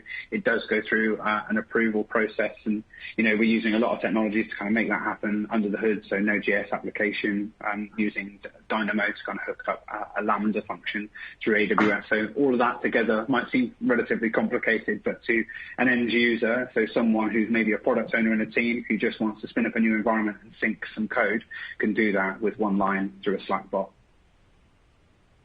Nice. Impressive. Very cool.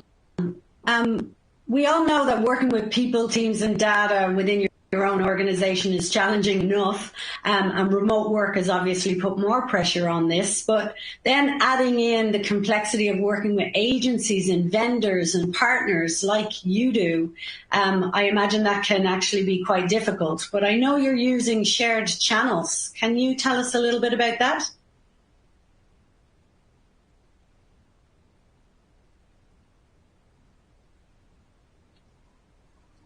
Yes, shared channel are a huge improvement in our relationship with our partners, but also it changed a lot the customer and provider relationship. We started to use shared channels with external interlocutors approximately a year ago. First, it was with our network provider as VP started to deploy its own network across Europe. Today, we have shared channels with various type of partners, including to do our level 1 support through Slack on a daily basis. Efficient way to do that, mails and support ticket to handle things.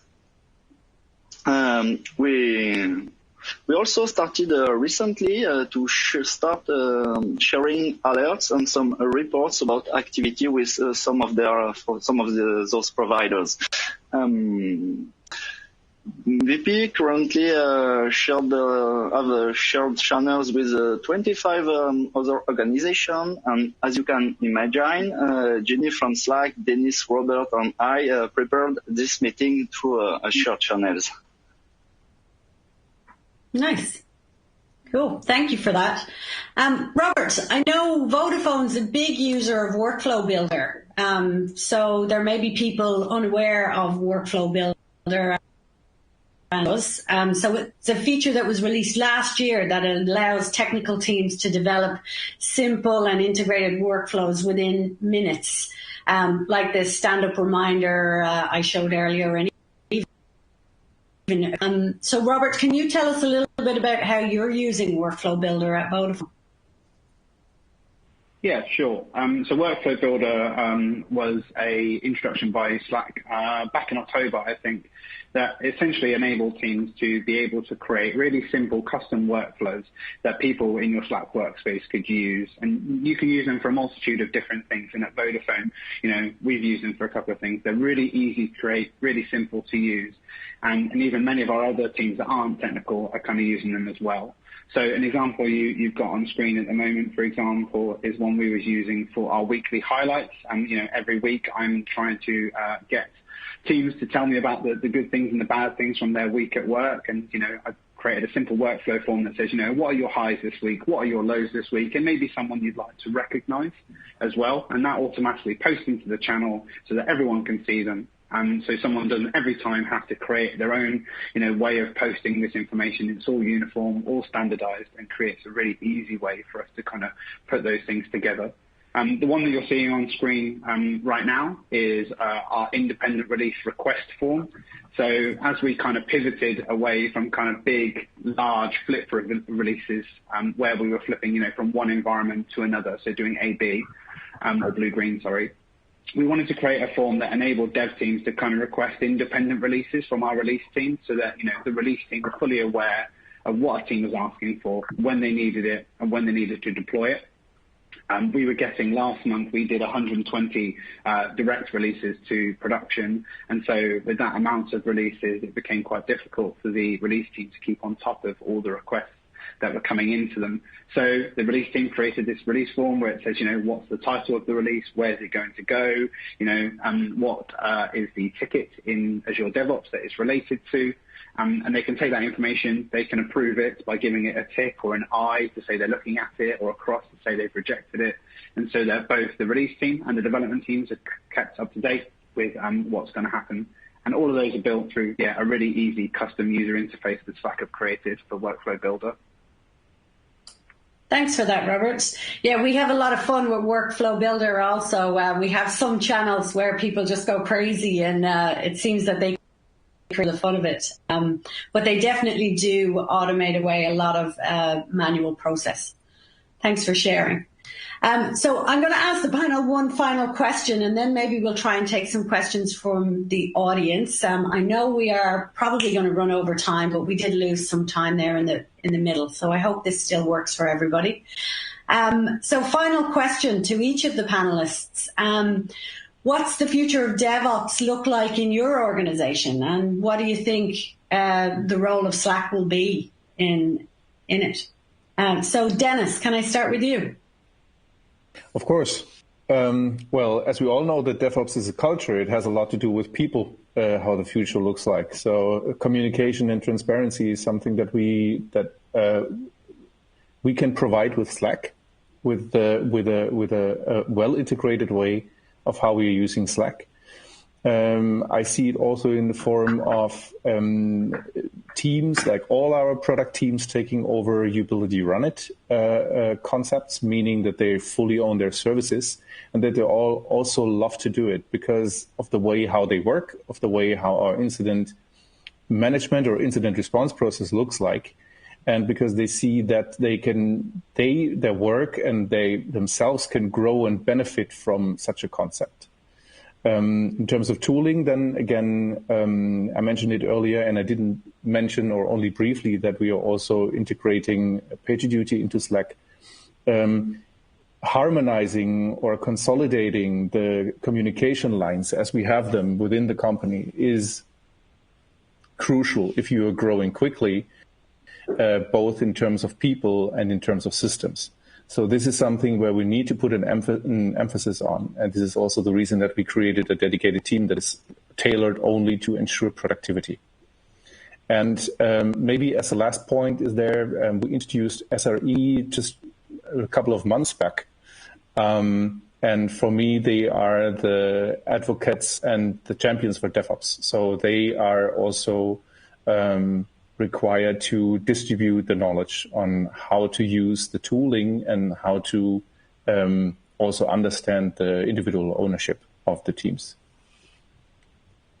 That's great. Thanks for that. I totally agree that maximizing that communication across the organization as you're growing rapidly is vital. Antoine, what about the future of DevOps at VP? So, as I said, Slack is a bit at the heart of our information system on a daily basis. So, one important thing for us is the communication. So, for most of us, it will be the challenge, especially when you have engineers split across 6 different countries. So the communication is the biggest challenge for us. It's far more easy, to ask something to someone who works in the same office than you.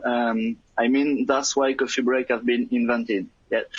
but nowadays we should use Slack. So one thing we started recently is to create the captain roles things, which is part of the DevOps ecosystems. So for us, a production captain is a team. I mixed a bit two questions. For us, the production captain is the person that answers all internal requests in a day. And this role goes to a different person every day to ensure equality between team members. So last year we launched the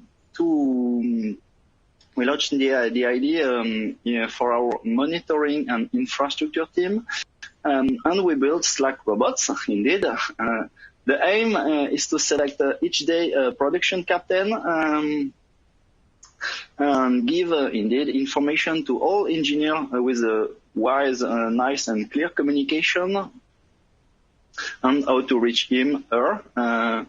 To do so, yeah, we create a whole templated ecosystem for many teams. Nowadays, we started, I think, yesterday to release it more widely at VP in the idea to democratize more the DevOps things. Also on our side, again, on the communication part, we linked our incident management, our change management in one big database. And each day in the morning, we send a global message to everybody in the company with the previous incident and the change of the day.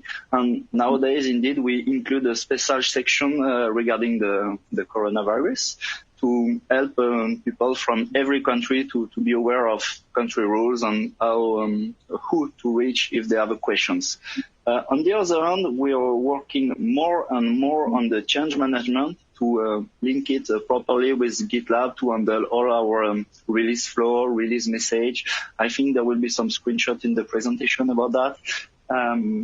Yeah, that's also a huge part of our DevOps work, which is always linked to the communication, which is for us the key to the success. So everything we made is around that, and there's a lot of other initiatives, but I think we will be short on time. Great. I love the Captain Bot idea. I might steal that. Robert, what about the future of DevOps at Vodafone? So I think for us, one of the critical things that our kind of DevOps teams are looking at over the course of the next year is kind of performance testing and chaos engineering. And both of those things, you know, with tooling like Slack is really going to help us. So whether it's coordinating how we do those things, running scenarios and publishing results as part of those scenarios to Slack to give people visibility of what the DevOps team are doing.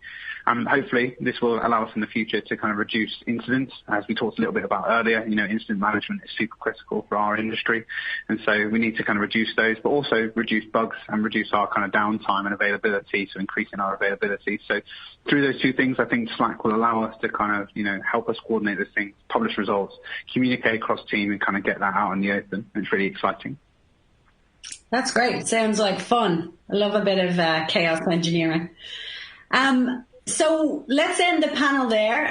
We'll open up to the floor for questions. If you'd like to hear more about the direction of DevOps in the future, on the 11th of June, my colleague Colm Doyle will be joining our partner Adaptivist to discuss the role of DevOps as organizations rapidly evolve to meet obstacles of the new world of work that we're experiencing right now. And details of the session will be in the follow-up information after this webinar. So Jenny, can I look to you to hear if anything has come in from the audience? Yeah, absolutely. We have a few questions here which are really interesting. The first one is from Charlie at Capita. Based on experiences to date, what have been your key learnings in transitioning from traditional waterfall-based tech methodology to DevOps, and what is critical from collaboration software such as Slack? For me, what's critical is the iterative approach that you take in a DevOps or agile kind of environment, as opposed to a more traditional waterfall environment. And feedback is really the key there, right? So one of the reasons why you're doing such constant iterations and releases is that you really want to get a slick feedback cycle. Slack enables that beautifully by being a communication platform to get that back. But that has been the biggest thing to me. Thinking about how quickly you can iterate and get feedback has been vital. Great, thank you so much. I have another question here from Arond, which is a common one that comes up. How do you manage the users of Slack not being overwhelmed with the constant notifications they have, especially with automation, monitoring, logging tools involved? Maybe I can start. Go for it, sorry. I would say maybe I can start to answer that one. On our side, so first I will try to order it. Regarding all the monitoring notification, the first thing we did, it's quite easy, but we with the time to live of the message to avoid having more than 24 hours of notifications in a channels to be sure it will always stay clear. It's quite easy to do, and people tend to really love it inside VP. One other thing important with Slack, I think maybe it's easier for us as we are spread into multiple countries, but it's to keep in mind that communication should be a bit asynchronous to be sure. It's not an instant message system. So when somebody has something, the answer is not needed in a second. It's a bit of education to do to be sure everybody understand that okay, asking something does not necessarily require an instant answer. To do that, we not made some training, but we talk a lot with people to avoid that. And on our side, regarding all the technology we use, as I said, we split everything into multiple channels. And we all agree that going into a channels to ask a question, obtain the answer and leave the channels is part of the workflow. So it's not, it's not a big deal to leave a channel after an answer. And it allows people to just ask something. Okay, I need some help on that stack. Okay, thank you very much. And I can leave the channels. The goal indeed is to reduce the number of channels and to avoid as we all know when we start with Slack, the huge amounts of notification. Also to conclude on the monitoring part, we try to avoid as much as possible to send useless notifications. So it's a huge work made by the monitoring team to avoid that situation. Notifications should be focused on what's matter for VP. Not.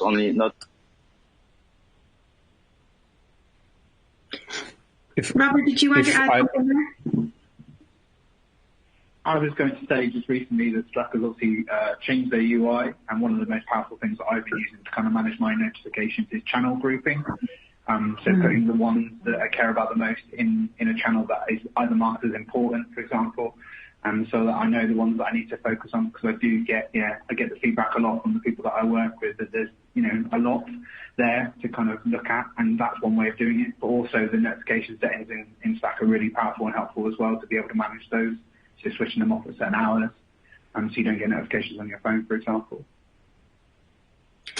Thanks, Robert. I have an interesting question here that we hear regularly. How do you get buy-in from more traditional, non-technical business users who are used to using simpler chat-only tools?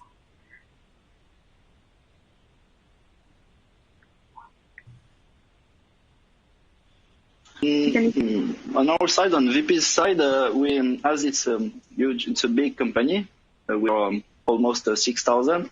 To help non-technical people to be more familiar with Slack, to use it normally without overloading people in it, we have what we call some campus bar in biggest building. When you arrive in the morning in the office, you can make a stop at the campus bar and ask some questions about the usage of our internal tools. So Slack is part of it indeed, in order to make it smooth for everybody, to be sure it will be well used by all our employees. And we have some it's always hard for a French to say that, cheat sheet for people also about Slack for non-technical people. Again, to be sure they understand the purpose of it and a bit of the asynchronous communication also to be sure it's well understood. And I think it's important that you show people or that a tool actually serves a certain value for people. Just using it for the sake of using it doesn't make sense. So for example, if you are dealing with engineering teams should get the notifications that they're interested in, and also for the systems that they own, and not be involved in all the notifications that appear throughout the whole tech department. That's first, clear ownership. And for more traditional people, I would say I would always try to limit basically, or help them really limit themselves to the channels that are of interest for them. So even if it's only the general channel, that's something where, for example, Solaris Bank shares quite everything that has to do with events internally or for our all hands meetings. That's something that is heavily used, and even for the small number of people at Solaris who don't use regularly as intensively as the rest, they see that this is quite a useful thing to have it directly at hand, because then they also see the reactions of people, whether they were happy with the all hands or not. This is usually also shared then in a thread.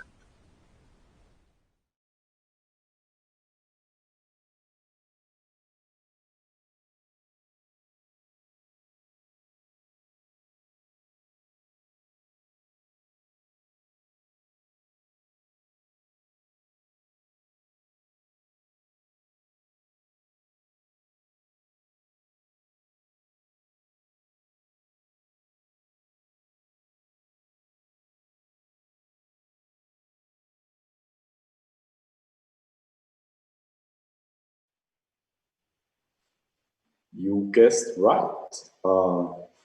This part of the program was actually a recording of this panel. It was a very good thing why we added it to the program, and it was interesting to say at least. So next up will be Colm Doyle, who will finally tell us how to create an app. So we'll meet right here after his presentation, together with Roman, who will make the Q&A. So the program starts after no commercial. Okay.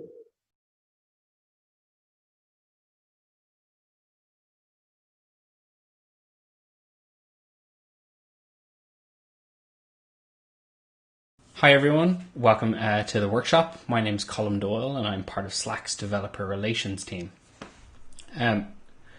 So in today's workshop, we're going to build an app from the very start all the way to the end. We'll have a finished running app at the end of it. So let me talk you through a bit about what we're going to build. So Slack has a saved items feature where you can save a message for yourself and have it easily accessible. So what we're going to do is we're just going to take that as inspiration and we're going to rebrand it and launch it as an app, and we're going to call that app Clipper. And Clipper is going to help us learn a few things. So first off, we're going to learn a bit about BlockKit, which is Slack's UI framework. It's how you're going to build all of your UI in Slack, no matter where it's going to get rendered. You're also going to learn about message shortcuts, and message shortcuts are a really quick and easy way for you to take the context of a single message and push it into your app and allow you to do a bunch of things. So in the context of Clipper, we're going to use a message shortcut to allow people to clip messages. And then we're also going to talk a bit about modals, and modals are one of the surfaces that are available to you as a developer within Slack. Modals specifically are kind of like a pop-up thing. They can be either informational modals, so they just display content, or they can be interactive. They can contain forms, you can chain them together to create multi-step workflows. You have a lot of options. And then we'll also learn about App Home, and the way the Home tab works is it's another surface that's available to you, but it's a much larger canvas. And both of these surfaces, modals and Home, both use BlockKit. So you just have to learn this UI framework once, and then you'll be able to use it in various places throughout. And we'll do things like we'll ensure that it works fine on mobile, whether your users are using it on Linux or Windows or Mac OS or, like I said, iOS or Android. It should just work, no problem. And finally, we're going to build all this using Bolt for JavaScript. Bolt is a framework we built that allows you to kind of abstract away some of the heavy lifting and automates away some of the more mundane tasks. And throughout, when I'm building, I'll highlight some of the things that Bolt is doing for me versus what you would have to do yourself if you choose not to use Bolt, or maybe you use a language that Bolt doesn't currently support. And Bolt just is built upon our Node SDK, so at various points I'll be calling down into our Node SDK. And again, I'll call that out as we go. Right, so let's get started. So what we have here is I just have a workspace. This is just a standard, it's an enterprise grid workspace, but that's not really relevant for the purposes of today's workshop. And like I said, it's just standard. We're not going to be using any paid features of Slack, so you should just be able to replicate this using a free workspace if that's what you want to do. But obviously, if you want to do it on a paid workspace, you're welcome to do. On the right-hand side here, what I have is I just have my text editor, and this is a repo that just contains a standard Bolt application. This is just some boilerplate that you can get just by copying and pasting. It's not a problem. Nothing in terms of what I'll actually be teaching today is buried in there. So let's get started. So the first thing we're going to do is we're going to go create the app. And to do this, we go to api.slack.com/apps. And you see we're logged in here, and we're going to click Create New App. So we'll create the app and we'll give it a name. We'll call it Clipper. And we're going to put it in our development Slack workspace. So I'm just going to pick the engineering Slack workspace. And this is essentially the workspace that owns the application. The app we're building today is only going to be installed onto this one workspace, so we won't need to worry about OAuth and that kind of stuff. And that'll be handled for us. But this is because of that, this is the only workspace that this app will be allowed to run on. So we'll click Create App here. And you'll see it's just loaded in. It's a completely fresh app. We have credentials, secrets, that kind of stuff. It's not yet installed on any workspaces. And the first thing I'll draw your attention to is the permissions and the OAuth and permissions page, and specifically scopes. So to start with, we're just going to add one scope. It's going to be a bot token scope, which means that it's a permission to act on the bot user. And we're going to add a pretty simple scope to start with. We're going to add the command scope. What the command scope is going to do is it's going to give our app the ability to add shortcuts or slash commands to any workspace that's installed on. So we'll give that. We've got a success message there. And then what we'll do is we'll click Install App to Workspace. So we'll click that. We get a standard permissions dialog here that outlines the permissions that we're requesting. And we'll just click Allow. Okay, that's installed now. And what we have here is we have a token that's been made available to us. Now, like I said, if this was a multi-workspace application, like it was going to be listed in our directory, or you wanted to run it on multiple workspaces within your company's grid, then you would need to process this token through an OAuth handshake kind of process. But because it's just for one workspace right now, Slack has gone ahead and given me the token, which I can then just do what I want with. So the first thing I'm going to do is I'm just going to copy this token and just off screen here in this .m file. So this is an environment variable. We're just going to paste that in. And then I'm also going to grab the signing secret, which is available on basic information. So we'll copy that. And we'll hit save. So the reason I'm grabbing these two things is, first of all, the bot token is how my application authenticates itself to the Slack API. So I'm not actually going to be able to do anything with the bot if I don't have that token. And the second thing is the signing secret. So basically, you can use the signing secret to verify that the requests that are hitting your server are authentic and are coming from Slack, and the signing secret is part of that. Now, because I'm using Bolt, this is one of the things that Bolt will handle for me. Bolt's just going to figure out all of that verification process for me. You can, of course, do it without using Bolt, and there's details on our there's documentation, on our developer docs site. But Bolt just does it all for me, and it just works. But the flip of that is that Bolt won't run unless I have that running. So what I'll do is now I'll just spin up my server. We'll do it, and Bolt is, as you see, ready and waiting. Okay, so I'm going to flick over to the workspace again, and I'm just going to invite the app into the workspace. So now Clipper's in this channel with me, and that's great. But it doesn't do anything right now. Like I can tag it, and nothing will happen. I don't even get, you'll see, I don't even get any traffic to my tunnel. I'm using ngrok, by the way. Sorry to run this off my laptop. ngrok is just a piece of tunneling software. You can use ngrok. You can use a different piece of software. You can deploy directly to a server. It's entirely up to you. I'm just using ngrok. It makes my life a bit easier right now. Great. Okay, so let's do the first thing. So let's add that shortcut so that people can clip messages. So if we go back to the app's configuration here, what we'll do is we'll go to interactivity and shortcuts. And we'll turn on interactivity. Now the first thing it's going to do is it's going to ask me for a request URL. So what a request URL is whenever a user takes an action inside of a workspace, like clicking a shortcut or somehow interacting with the bot, maybe clicking a button that I've rendered in my UI, Slack is going to funnel it to this request URL. So this needs to be a URL on the public internet. It needs to be a consistent URL. It can't change every 5 minutes or whatever, because you'd have to change your configuration every 5 minutes.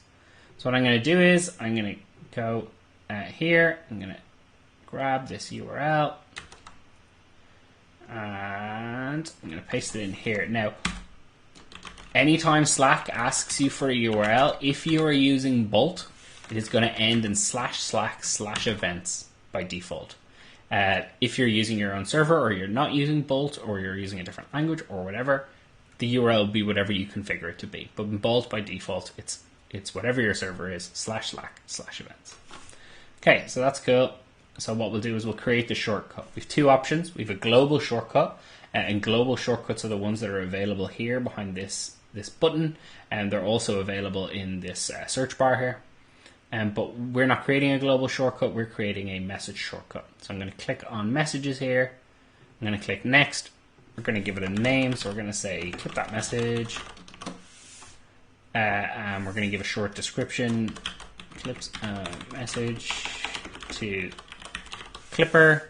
And then what we're going to do is we're also going to give it a callback ID. And that callback ID is going to be clip message. So we'll walk through these really quickly. So the name is what's going to appear, as you can see right here. This name is going to be what's going to appear in the UI. You can see what it'll look like on iOS or Android or whatever. The short description, it just outlines, gives a short description of what the shortcut does. And then the callback ID is going to be passed along to your server when we send that post. And it'll be how you disambiguate it on your side and figure out what shortcut's being run and that kind of stuff. So we'll create that. We'll save those changes. We've done it. We haven't changed the scopes or anything, so there's nothing to reinstall or reauthorize. But now if I send a message, when I click the shortcut, click message shortcuts, and what do we call it? We call it clip. Okay, so we type in clip in here, and we click this message. What'll happen is you'll see Slack has sent a post to my server here, which is ngrok. You can see there's a nice big payload here, which I'll talk about in a bit. But you'll see that I got this, sorry that didn't work, try again, error message. You'll notice I didn't configure that at any point. So what's happening here is whenever Slack pings that request URL, it's expecting a HTTP 100 within 3 seconds, 3000 milliseconds. And if it does not receive that, it's going to assume there was some kind of error on your server, and it's going to render an error message similar to that. The type of error message and the text of the error message depends on the context and stuff of what action's been taken, but the important parts are you can't control it. So you're obviously incentivized to avoid it. And the other thing to remember is the 200 is just an acknowledgement. It doesn't have to be the end of whatever you're doing. So if you've got like a long running job that's going to take, I don't know, 60 seconds, you don't have to try and cram that down into a 3-second window. What you need to do is you just acknowledge it, and that's just your server saying to Slack, I got this, I'm gonna move on and do whatever it is that needs to be done. And we're saying, cool, that's fine. So let's teach our app to respond to that. So what we're going to do is we're going to say app.shortcut. So this is all very Bolt specific, and what it's doing is it's just telling Bolt that when it receives a shortcut into that payload, because it all comes to the same URL, that it should handle it like this. So we need to give it the callback ID I gave you earlier, which is clip message. And then what we do is we'll put a little handler in, it's async, and then we'll type in the things that we want to grab for it. So shortcut, we'll ask for context, and we'll ask for ACK, and I'll explain what all these do in a second. Okay, so that's cool. So the first thing we want to do is we want to type await ACK. What that is that's telling Bolt automatically, acknowledge the message where we've received it. It doesn't do it automatically for shortcuts. You need to tell it to do that. So we await the ACK.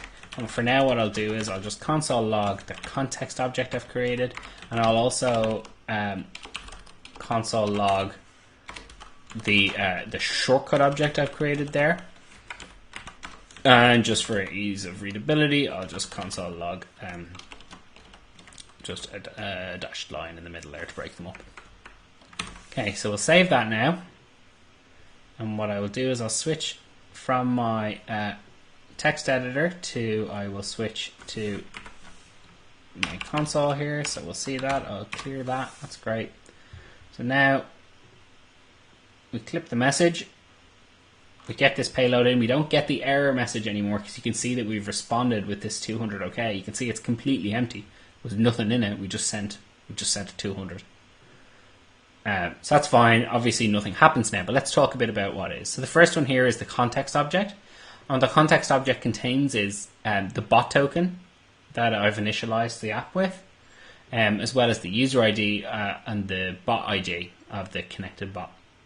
And then underneath this dotted line here is the shortcut object, and you can see it tells us a little bit what it is. So it's a message action.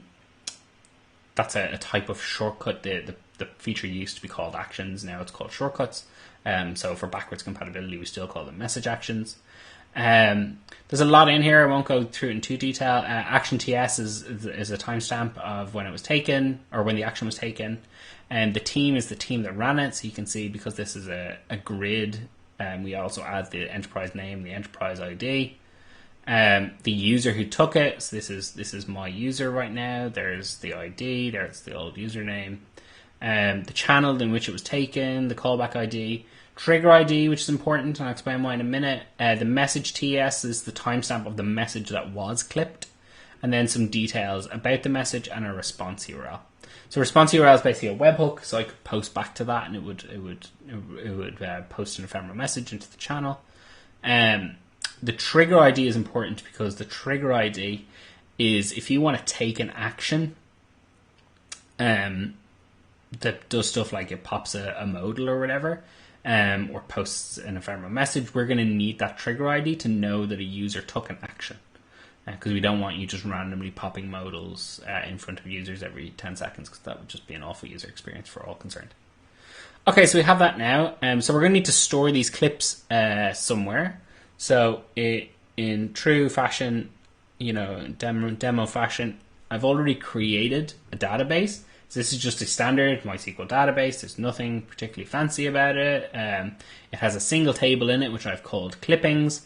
And the things that I store in that table on every row are a unique ID, which is just the ID created by the database, the user ID, the message TS, the channel ID, the time it was created, and whether or not it was dismissed. And I'll talk about the dismissed thing a little bit later. But there you go. So what we'll do is I'll just take this off the screen for a second, and we'll go back to our text editor. So obviously just console logging stuff is not particularly useful. So what we should do is we should insert the details of the clips into the database. So what I'm going to do is I'm just going to copy and paste some stuff over here. So let's just pull in, this is just pulling in a MySQL dependency. And this will just pull in a database configuration, nothing particularly exciting or Slack specific here.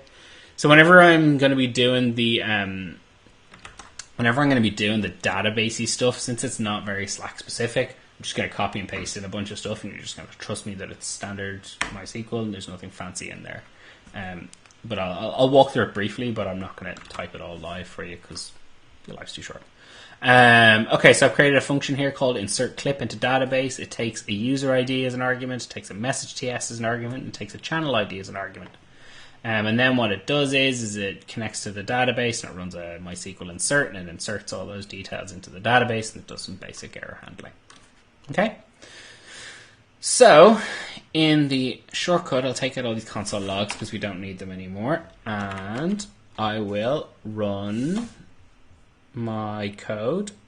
What it's going to do is, first of all, I'm just going to create this object here. So this is just me doing some casting because I'm using TypeScript. The great thing about TypeScript and Bolt and both as our Node SDKs, they're written in TypeScript, so they have typings. So even if you're using JavaScript as your language, if you're using an editor that is aware of TypeScript typings, you'll get all these handy you'll get all these handy shortcuts. So you can see my type ahead here is giving me a bunch of options. So I'm just going to do that. So now we have a message shortcut object, which is correctly typed. And then what I'm going to do is I'm just going to call this insert clip into DB thing, and I'm going to give it a shortcut.user.id, and the second thing it wants is the message TS. So we're going to say message shortcut.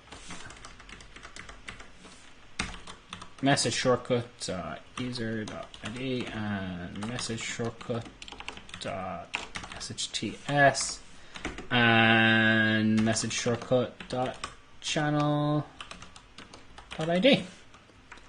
And then this is a promise function, so I'll just say then we won't pass anything back because there's no return.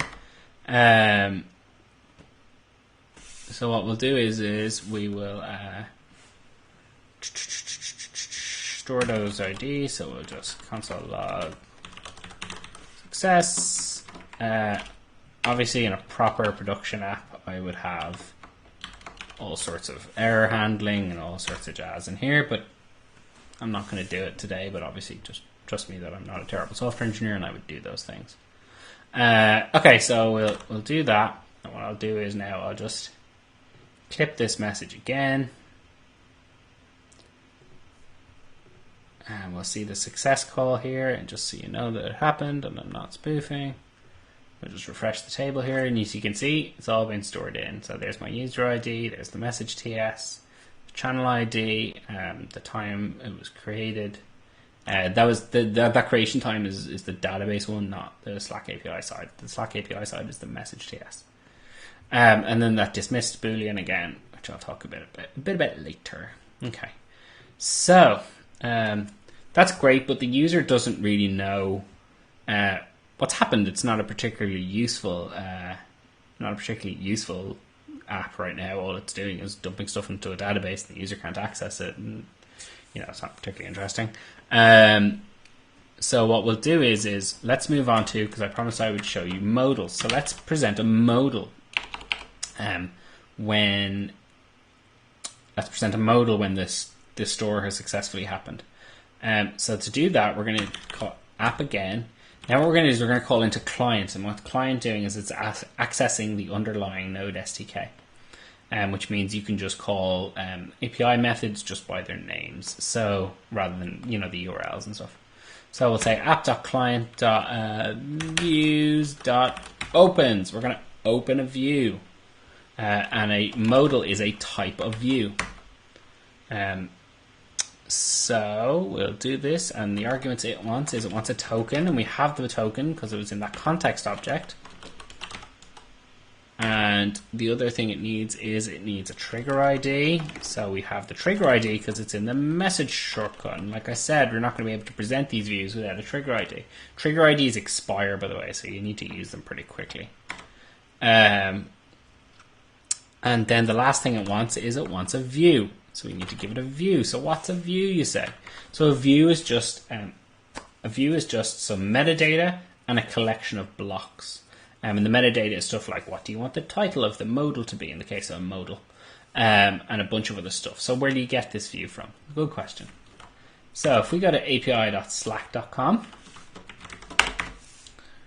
and we go to BlockKit, you'll see this button called BlockKit Builder. So we'll click that, and it's going to open this UI for a tool called BlockKit Builder. Now, using BlockKit Builder is completely optional. You don't have to use BlockKit Builder. It's just an ease of use thing that we've provided. You'll probably find yourself using it no matter how much you know BlockKit. But it is a great way, if you're just starting out, it's a great way to learn and figure out more. And what BlockKit does is you can see all the block options are here on the left.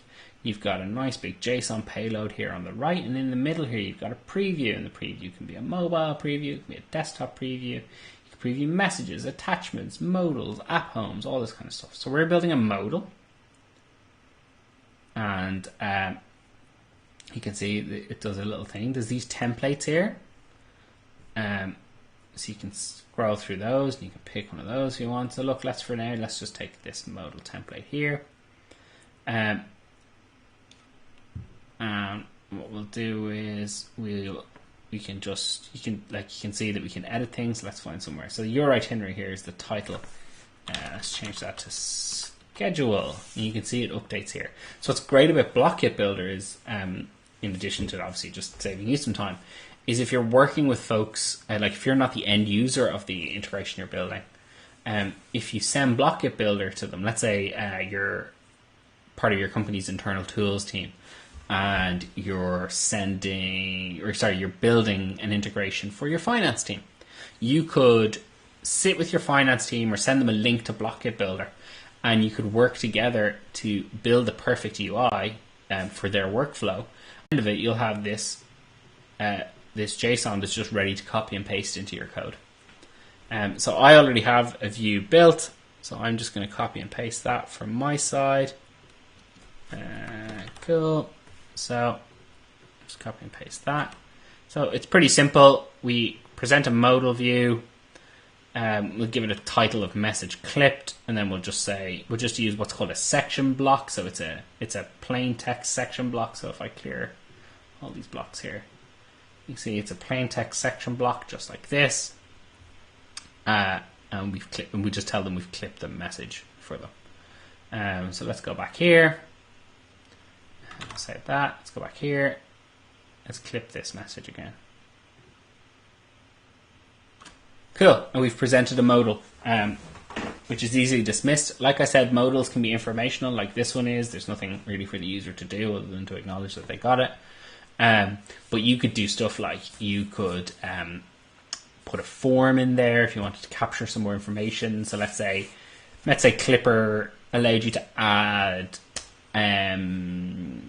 sections or topics to the messages you've clipped.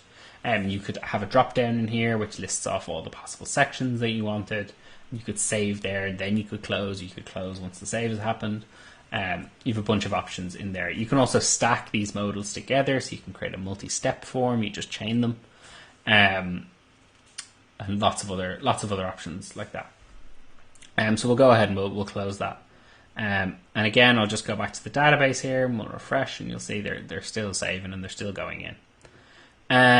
Okay, so what's next? Cool. So now we have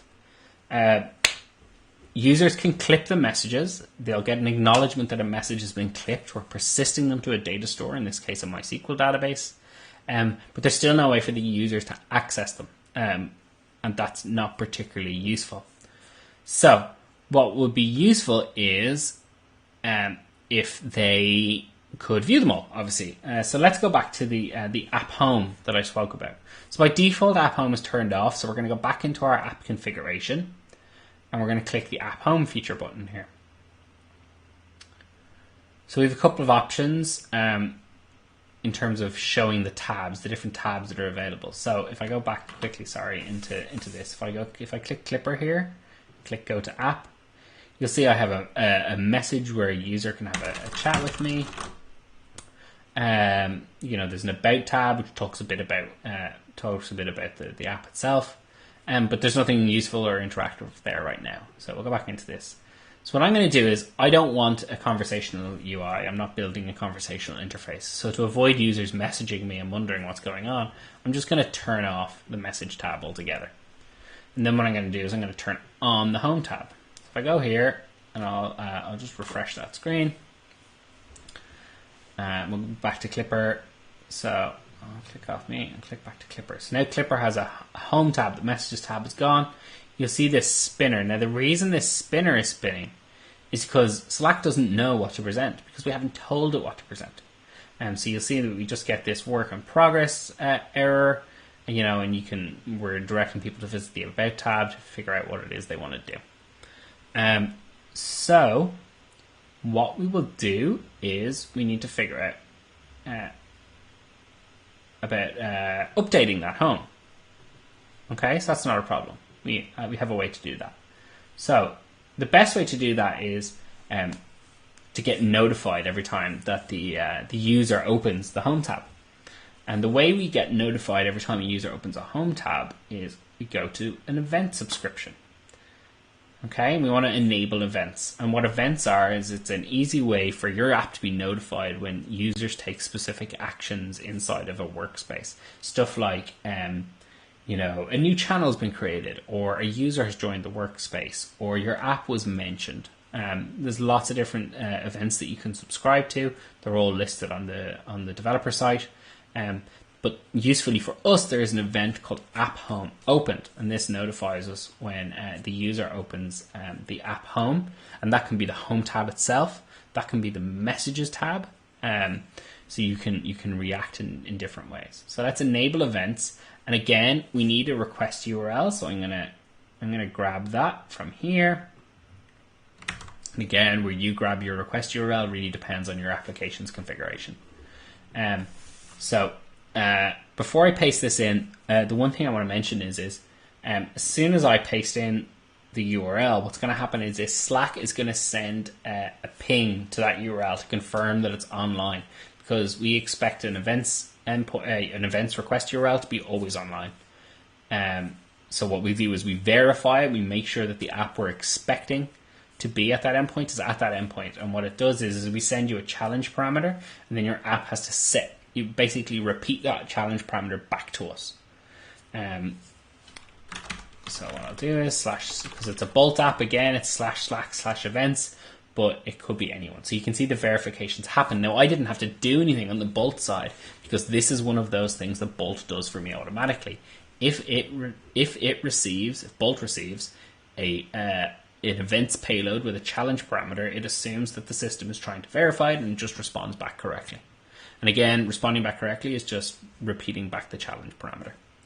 And look, I can even show you that in ngrok. So you can see here, we were sent that, we responded back with that challenge parameter. Okay, so that's great. So now we need to add an event. So the event we're looking for is App Home Opened, which is here, and you can see that there's no scope required. If I wanted something like a channel created, I needed a scope to read the channels, and so on and so forth. And all of the events are grouped by the type of scope that they require. Like I said, App Home doesn't actually require a scope.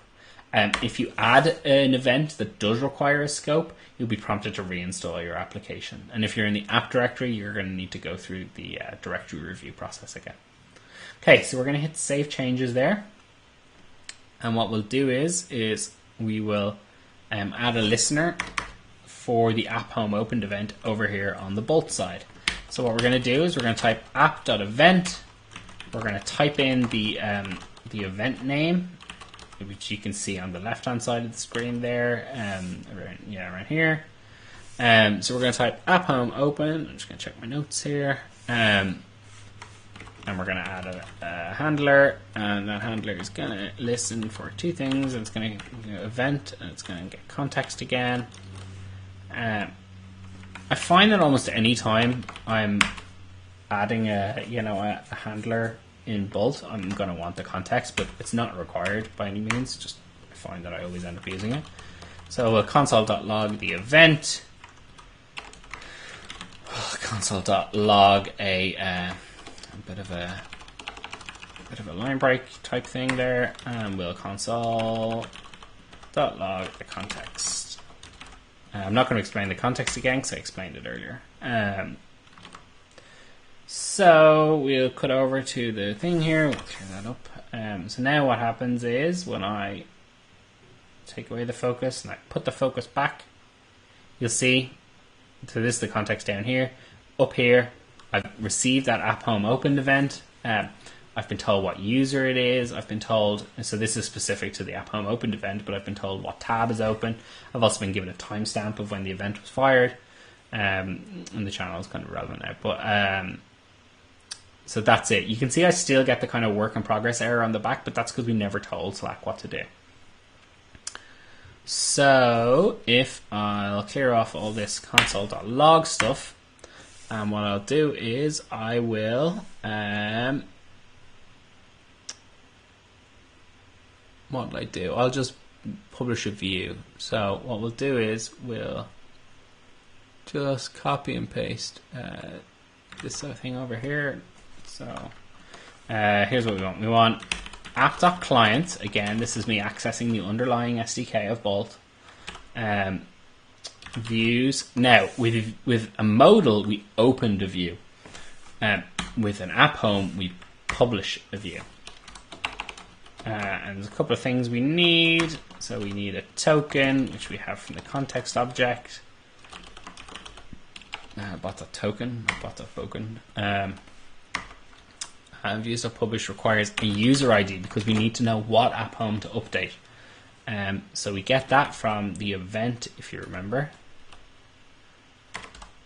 Event.user, was it?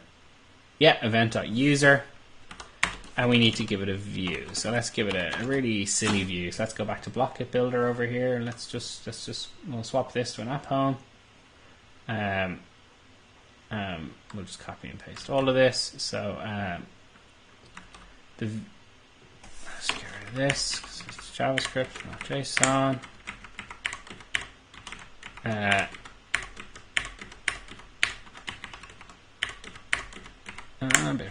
Okay. So the view is a type. It's a home view as opposed to a modal view, but the blocks inside remain the same. So just a section. This is a plain text section block. So if we save that, that should work. Sorry, the thing I forgot to mention is with app.event, you still need to do the acknowledgement thing within 3 seconds. But because events always need to be acknowledged instantly, Bolt does that automatically for me, so I don't need to do the ACK thing. Sorry, I should have mentioned that. So now, if we cut back over to the focus, here we go. There we go, a plain text section block. It's a super useless app home, but it is an app home nonetheless. So we no longer get the error message. Now, that app home will stay saying this is a plain text section block forevermore now. It'll do it until we tell it something otherwise. It's persisted now, and that's basically it. The other thing that's worth mentioning when I'm talking about updating homes is you don't have to wait for the event to update the home. It's just like a reasonable, logical, thing to do. But if you're, say, a calendaring app, you could proactively update the view. So you can see here, I required a token, I required a user ID, and I required a view, but I didn't require a trigger ID or any other kind of information from the event. So you can publish it whatever. So maybe you would update it at midnight every night in the user's time zone, or maybe you would, if it was a calendaring app, if you had some kind of listener for when a meeting had ended or whatever, you would update it then. You know what I mean? Your app, when you publish your app home, or when you update your app home, is going to be really a matter for your application. But for my purposes, I'm just going to do it with the event. But like I said, you could be doing it every minute, every hour, every week, whatever. Okay. So let's start putting something more useful into this. So I'm going to copy and paste in some database stuff to grab all of the clips for a given user. So let's copy and put it up here with the rest of my database functions. So we have now a function that gets all the clips, and it takes a user ID as an argument, and it returns the results. So let's go back down to our app home open function, and then we'll just say const clips equals 08 get clips for user, and the user ID is available from the event. So we say event.user. Then what I'll do is I'll console.log these clips so you can see them coming out of the database. And we'll hit save there. And I'll trigger the event again by just flying away here. There we go. So you can see here's the stuff coming out of my MySQL database. So that's all above board and that kind of thing. So now what we'll do is we'll find app home open in my notes here. What we'll do is, for the first thing, let's just render the message TS, because that's the unique identifier. We'll just loop over and we'll message all of the we'll show you all the message TSs. Not really useful, but you stay with me. Okay, so what we're going to do is I'm just creating an array. This is just TypeScript typing. You don't need to worry about it. So it's an array of known blocks. It's an empty array for now, and what we'll do is an error. I'll find name known block. Okay. I'll just pull in known block from.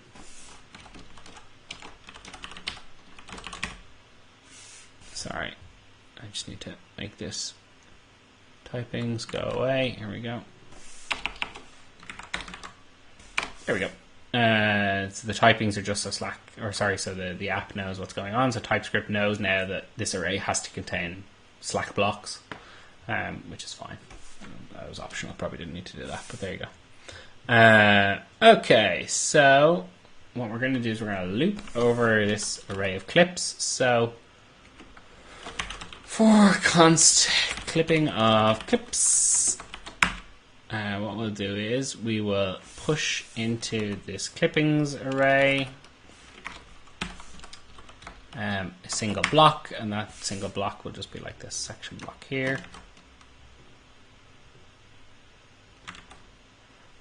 So it's a section block, and the text we'll put in is message TS equals clipping dot clipping, what was it, message TS is what we were going to put in. Should be it. And then what we'll do is we will just replace this, and the blocks we will send are all of these clippings, because this is an array of blocks. If I had tried to put in the reason, so that actually is why I typecast now that I think about it, is because this blocks argument here will only accept an array of blocks. So if I had put in an array of random numbers, then TypeScript would have been very angry with me, because views.publish expects blocks. So let's clip over here, click, click, click, click, click. And there we go. So these are the same because I clipped the same message, but you'll see if I go back to the channel, which was now I don't remember, bot workshop, yeah. And if I clip this, clip that message, it'll be acknowledged. Go back here, and then this will update, and there you see it has a different message TS now. Okay, so we're pulling the events we're pulling the messages from the database. We're all up and running now, but this is not really useful information at all. If we remember what the saved items things look like, it's kind of neat. It has the message text, it has the name of the person who posted it, the time of the message, the channel, all this kind of stuff. A lot more information than just like this random, not really useful to a human string of numbers. So let's try and fix that. So you'll remember in the database that I only stored the message TS. I didn't actually store, even though I had the opportunity because it was in the payload, I didn't store the text of the message or the name of the channel or the name of the user of the person who posted it.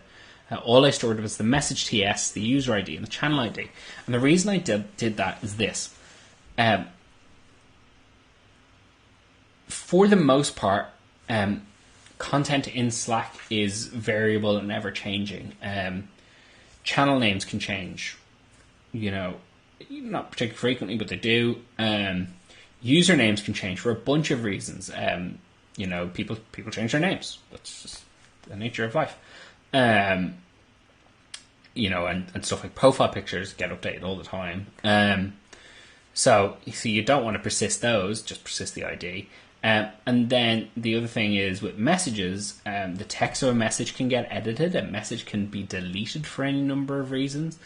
And it's really just for your own sake, it's better to just let us worry about the existence of the message, because that's the UI through which the user is going to delete it anyway. So you can just pass us a message TS. We can pass you back the content of the message. But if the message has been deleted, or the message has been edited, or anything like that, we're going to pass you the most up to date copy, or if there's no more copies, we won't pass it back to you, and you'll know that it's gone. And it really just saves you a lot of worry about things like that. So really, just stick with the unique identifiers. Would be my advice. Obviously, feel free to architect your application however you choose, but especially for the purposes of this, it's a lot easier to just store the message TS. But if we want to recreate this UI, we can't do that with just the message TS. So let's talk about how we're going to get convert that message TS into something more useful. Okay, so this is the right place to do it. So we want to grab the conversation. So let's say, let's create a constant called convo. And what we'll do is we're going to call an API, and we're going to say app.client.conversations.history. So whether it's an MPDM, a private channel, a public channel, an instant message, a DM with another user, from the API's perspective, they are all conversations. They have different characteristics, but for the most part, they are conversations. So let's take that in. So history, it allows us to pull the history of a conversation. Now, we don't want the entire conversation. We just want a single message from it. So all we'll do is we're going to give it the token, because again, the token is how we constantly authorize ourselves to the API and identify ourselves. We want the particular channel that it happened in. So we need the channel ID, which we have from the database. So this is channel ID. We also want to just grab one. So we're grabbing one message from this channel. And now here's where I'll stop for a second. Conversations.history can take a range. So you give an oldest and a latest time range. And those are message TSs, are the time ranges. So because it's a range, what we'll do is you give us a time. Let's say it was noon today. Till 3 p.m. today. What we'll do is we'll give you everything after 12 and everything before 3. If you want to include 12 and 3 in your search, you want to pass an inclusive argument. So we want this inclusive to be true. And because we're only searching for a single message, we want it to be inclusive because we want to include the range. And the range we're going to give with the latest value is the message TS of the message that we're searching for. Okay, so what we have now is we have the token to identify ourselves. We have the channel ID that we're searching in. We're only looking for one message, and we want it to be inclusive, and we want it to have happened no later than the time of the actual message itself. So we're looking for one message that happened on the time itself, and because message TS is a unique identifier, this is going to return us the one message. So what we can now do is we can just say we can just say, well, you know what? Let's console log this and I'll show you the output first. Console log convo. Now, when I run this, it's not going to work. It will break, and I will explain why in a second. So let's click over here. There we go. Boom, boom, boom, boom.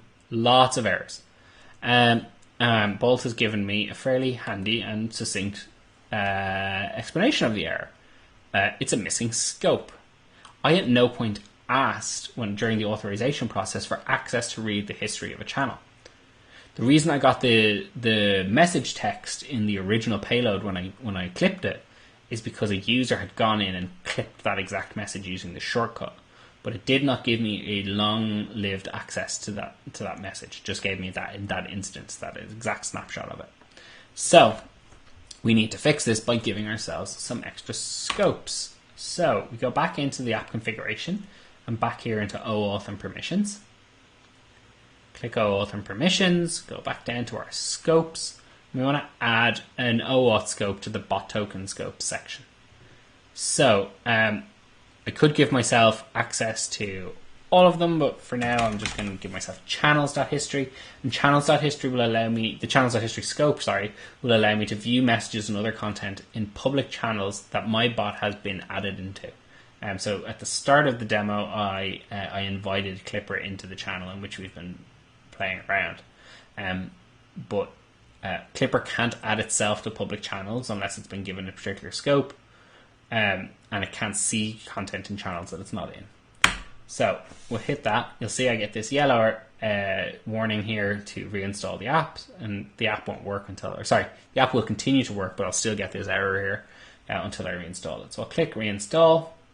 You'll see now, in addition to the shortcuts and command run that I've had the whole time, I'm now being asked, are now asking the user if they're okay with me having access to messages and other content in public channels that Clipper has been added to.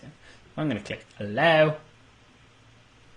That's fine. The token doesn't change. I don't need to update the token or anything like that. It's just that the token's been granted new permission. So I'll just flip over here.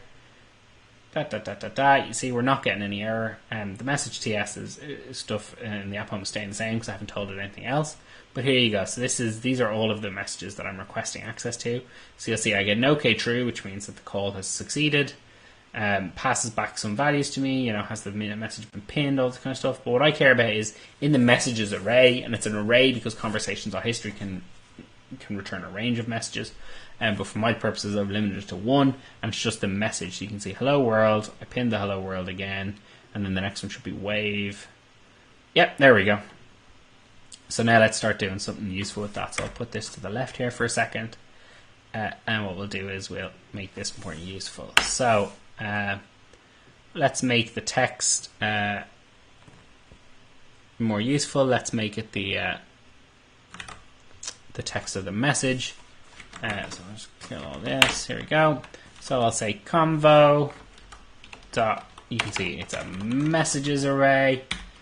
We want the first item in the array, and we want the text value of that. So we'll do this, and when we fire the app home open event again, hello, and wave. Because this is plain text and the emoji is set to true, Slack has already automatically converted that :wave: format for me, which is dead handy and stuff. But you'll see, like we can do other things, like we could push in, we could push in a divider, which is a very popular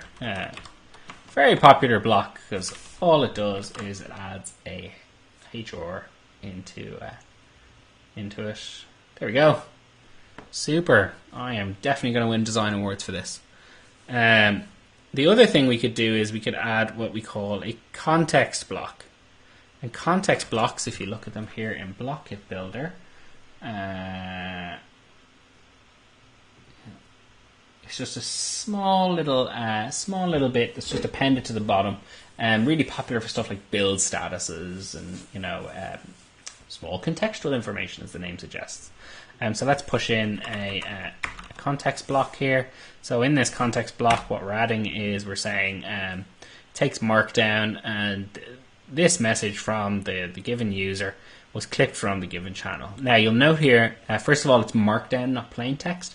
But second of all, look at this format here. This angle bracket and then the @ symbol and then this angle bracket and a pound symbol. That is telling Slack that the string that follows is a user ID in the case of the @ symbol, and we close it off. So basically everything in here is going to be a user ID, or it will be interpreted as user ID anyway. And then everything after the pound symbol, but before here, this is going to be a channel ID. And what Slack will do is it'll interpret that correctly and it'll hyperlink to the relevant object inside of Slack. So we'll just refresh here. App Home will open, App Home update. So you can see here, it's just automatically done it. I get this nice little tooltip and all that kind of jazz. And I get a link to a channel there. If the user in question, for whatever reason, didn't have permission to see the channel, then it wouldn't render. It would just render kind of like a little lozenge type UI. It just wouldn't render at all because they don't have the privileges to see that. And that would be like if they were in if it was a private channel and they weren't a member of that private channel, they can't even see that it exists until they're invited. But hopefully that wouldn't happen here. But again, just another good reason to be only storing IDs and not, hard coding stuff about information in. So that's great. So like we can go in here, we can create another message, we can pin that message, clip that message even. Get that thing, we can go back here and it'll update in a second. There we go. So it's all great. Now, from a user experience point of view, the issue here is that, they don't have they don't have the ability to delete messages, which is kind of annoying. So if I was building upon this, what I would probably do is I would add some kind of dismiss button or something like that, and then I would automatically refresh that. But yeah, so that's it. We've basically gone from literally an empty text editor that just had some boilerplate stuff to a functioning application in just under an hour. I hope that's been helpful. We'll make the code available. We'll put it up on GitHub. We'll share the link in a slide as soon as I finish talking. But yeah, I hope you'll stick around. We're going to have a conversation with myself and Roman Roznovsky, who's based in Berlin. He is the founder and the head of Workstreams, which is a popular app in our app directory. I'll let him talk a bit more about that. Like I said, we'll put the code for this online. Again, I hope it's been useful. And if you have any questions, feel free to ask. We're going to do a bit of Q&A as well as the conversation with Roman. And Roman can talk about his real world experiences of building for our API and being listed in our app directory. Okay. We'll take a few minutes break and we'll come straight back here. Thank you.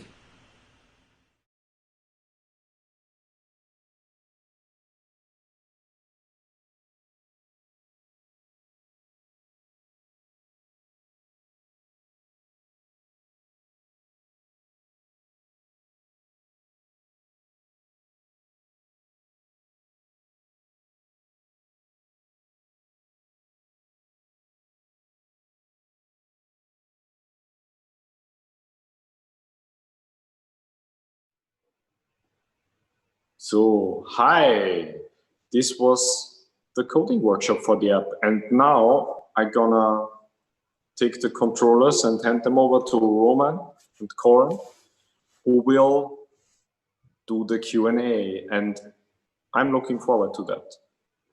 See you later. Okay, hey everyone. So I hope you enjoyed the session just there. I'm joined by Roman Roznovsky from Workstreams, who is someone I've known for quite some time and is probably one of the most knowledgeable people in Europe about our platform. So it's a good opportunity. Roman, why don't you introduce people? I've been talking for the last while, so why don't you introduce yourself to people? Thank you, Colm. Thanks for having me. It's a nice compliment. I would not dare to say such a thing about myself. Or the only thing I do is I know a thing or two about the Slack platform because we've been building our application on top of Slack as a Slack first application since 2017, 16. So we've seen the things from the really early conceptual ideas to where do we stand actually right now. A little bit more about what do we do and what is Workstreams. Workstreams is a task management tool for modern teams where we build a Kanban boards on top of your Slack communication. We call it Kanban because we believe that every single channel in Slack usually has something to do. And while it's great to talk about it inside of Slack, it's very important to have the visual overview of what is actually being done. And the Kanban methodology fits this absolutely perfect. So it's been since the beginning built as a tool for distributed environment, for distributed teams, which these days are definitely getting more traction, but it works also well while you are in the office.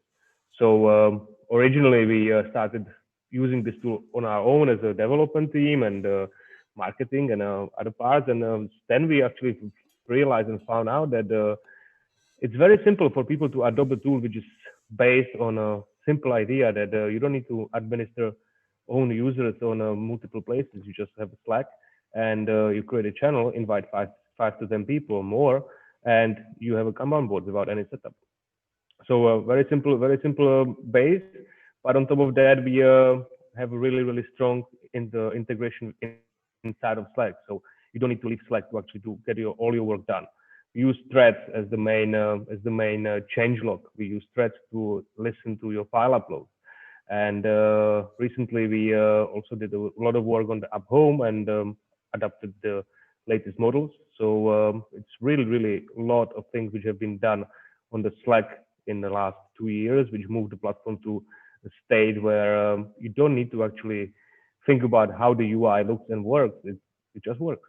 And you only publish a little bit of a code through API, and it always looks the same on a mobile and on the desktop. So it actually takes away a lot of your own work when it comes to delivering applications. Yeah, that's great. I'm, as you know, a big fan of Workstreams. So we've a couple of questions in the hopper already.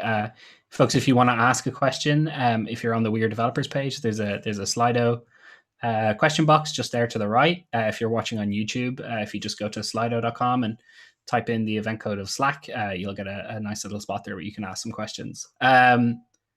Before I jump into some of the questions I can ask, you mentioned that Workstreams has obviously been using the platform for quite some time. Roman, can you talk a bit about some of the more recent stuff you've adopted? I know you won the virtual hackathon that we ran at the start of the year with your app home integration. So can you talk a little bit about how long that took to build and the kind of reception you've been seeing? Yeah, sure. It's actually, well, the virtual hackathon was an event which was running for 1 week, right? Roughly. I think it was started on Sunday and ended on Sunday. So we had 7 days to come up with an idea and 7 days to produce the code and 7 days to record a video. We took it a little bit further and we actually delivered all of the work to live environment on the 8th day. So the recordings were happening actually before the submission, and it was already done all on live. And what we did was we migrated all dialogues. So we had a dialogue to create a task and edit the task. And we migrated them from a dialogue, which was an old school way of showing a pop-up, which allowed you to fill a form and had certain amount of interactivity. And we migrated that to new things which is called model. Model looks like dialogue, but allows you to have additional models on top, or you can update the existing one. It means we are able and allowed now suddenly to actually allow editing of a checklist. So you click edit checklist and you have a layer on top. You can update that and actually add more checklist items on fly. And every single time you make a single change, you can go one step back.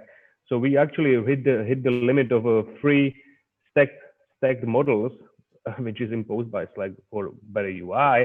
We hit it pretty quickly because within our goal view, which is again a model, you can see the task. Inside of the list of the tasks, we include edit task, and inside of that, you can edit checklist. And then we wanted to add one additional, and it was not possible. So it was an interesting week where we are really playing with what is possible, what is not, and due to the way how our internal architecture is set up, it was quite simple to hook these new implementations to multiple places. So it was not only the app home, but the app home was kind of entry point for how to enter the model world. So we delivered my tasks, follow tasks, team tasks, where you can have access to what actually matters to you. And then we connected these same models to shortcuts. The shortcut is a concept which came, I think, last year or late last year. And there are currently two ways how we can trigger them. One is from the search bar, so Command K, Control K, and you can search for anything. So you search, for example, for create new task or my tasks, and hit enter, and it opens the model with whatever actually you need to work on. And the second way how to access it is from your channel bar, and it's the little zap, the lightning icon. So again, because it's all powered by a trigger, the trigger ID is passed to as an event to as action to our backend, and that it just opens the model. It has all the context. That's, I think, one of the strongest beauty of building anything on the Slack as event-based platform. It always has the context about who, where, what. And these three IDs, team ID, channel ID, user ID, is everything you need, because you don't even need to store the information about the users. You just have these IDs and you look up on fly. The APIs are blazing fast. Usually the answer on who is this user, if you need to look it up, actually, is taking less than 100 milliseconds. So we don't need to actually store that much data about people. But getting these three information is part of a trigger, allows us to scale the same UI across multiple entry points and always deliver same information across the whole application from wherever you are. So it was the app home, it was the granular bot permissions, which we didn't really release at that stage, but we are releasing it now. It's a little bit trickier, I would say, than just adding new functionality, because the migration of the tokens will always be a tricky part. You don't want to lose existing tokens, and you want to make sure you don't break anything. So that one we took with more care. And it was the all app home section. We recently actually launched a video, I think a couple of days ago, which explains it. It has 3 sections. The first one is about just quick navigation, how you create things. Second is your performance overview, like what actually you are working on, how many tasks you have in progress, and access to my tasks and follow tasks. And the third section is about your team, where you can see cumulative flowcharts for your team per channel, per project, per goal, and a little bit more statistics. So that basically wraps it up. It was mainly the latest things, and we are looking forward to see the next big things coming out of Slack. Yeah. I think, I don't know if it mirrors your team, certainly when Slack developer tools, which my team maintains, when we originally launched it, we used Blockkit and messages. And when modals came across, we actually just found we could just pass more or less the same payloads, which means that when we update it once, when we update it for messages, it automatically goes across for modals and the app home, which is super handy. Some questions then from the thing. Someone's asking, am I really alone in a cafeteria? I'm not. This background here is actually Slack's Tokyo office, which is closed at the moment. I'm using the power of Zoom virtual backgrounds and a green screen to make it look like I'm in a cafeteria, because I think you'd rather see Slack Tokyo's very beautifully designed cafeteria than all of the stuff lying around my home office. Roman, someone's curious to know how does your app handle Slack going down, which what we hope is a rare enough event, but what's Workstream's approach to issues with the API slowness or going down or whatever? Well, that's I think the hard breadth, right? It can happen. It can happen to any platform. It can happen to big players. If you build an application on top of someone else's infrastructure, you need to treat it the same way as you would treat your electricity provider. What happens if something goes down? Do you have a backup? Do you have a copy? In most cases, we don't have to worry that much, because if Slack is down, most of our users will not be able to actually access any of their work anyway. Yeah. So it's not as big deal as for Slack being down, because it's somehow connected. Yet we have our application is two parts. One is the web application, and the second is, which is a Kanban board, and the second is inside of Slack. So if you cannot really do anything on Slack, that Slack part, we can put that on the side. But on the board, we actually really rely heavily on information. Who is member of this channel should be allowed to see the board. That's the only thing which we have as a dependency at the moment where you would like to let's say reload the board. And we do the security checks of who is actually accessing it, and we make the call to Slack and check users' conversations. Are you part of this channel? If you are, then we show you the board. If not, then sorry, it's not allowed to see it, right? And the naming and cache invalidations are two difficult things in the NA computer science. And while you can somehow ignore not let's say the bad naming, you cannot ignore cache which is stale, and you cannot ignore cache which is not there. So for a long time, we were not having almost any caches until we were forced to have some caches because of certain moments when you have too many requests and you still need to serve. And recently, we started looking into actually even manage stale cache, because there are situations when it can happen that the calls to Slack, for whatever reasons on infrastructure level, can fail, or the Slack right now being down for whatever reason, and there is a high chance, very high chance, that the information before the information which has been served from the same API endpoint with the same parameters 20 minutes ago or 30 minutes ago has actually not changed. So if you can see that the use, for example, on the use case of checking whether the user is member of a channel, if that user was member of a channel 30 minutes ago, if we consider it safe to show the content 30 minutes later when the call to Slack fails. So we would the first call would go, okay, check whether we have an active cache. The active cache says, no, I don't have an entry. Okay, try Slack. Oh, Slack is not responding. Okay, do we have a stale cache entry? Yes, we do it. Is it there? Yes, it is. Okay, then schedule a refresh on the active cache. Make sure you actually get the latest information. But if that entry is in the stale cache, you can probably use it. Yeah. This obviously works on the read endpoints, which you can cache. On the write endpoints, if you are trying to post the message and you don't get a response, well, you can try to retry, but we don't do it. We don't retry, because I think it's probably better to miss a message than to receive them 10 times. Yeah, for sure. I hope this answers. I guess it might really depend on the use case of every application, but I think a mix of like a common sense would really help. Cache what you can, but little, not too much. Yeah. And make sure that you communicate when something is not going right. Just communicate about it, because it's normal. Things can go a little bit awry. Yeah. We all do our best. What else have we got? Do we have statistics on which programming languages get used to build Slack apps?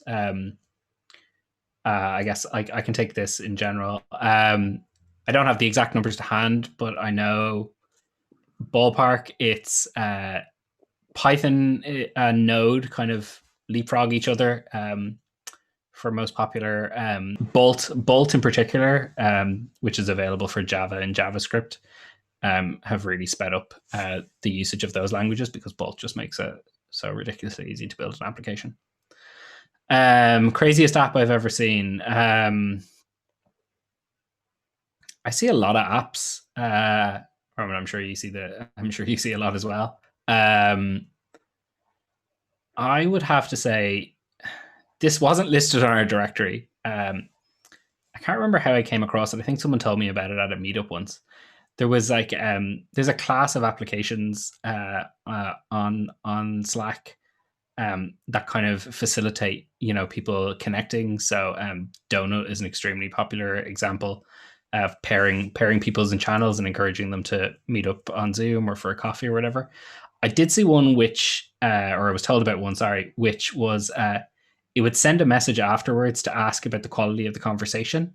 that they had in the real world, and it then used an algorithm to match interesting people with interesting people and boring people with boring people, as well as it would also then match boring people with you if you didn't show up for your coffees or whatever, which was just an extremely strange series of interactions, but not on our directory and not as popular as some of the less the more conventional options. Can I just add something on that? Yeah, of course. When you started talking about it, I was thinking if there is app which I would consider the craziest. I don't really have a straight answer, but there's a pattern. If there's an app which requires you to have a premium account just to try, if there is an app which requires you to log in into other platform, otherwise you cannot do anything.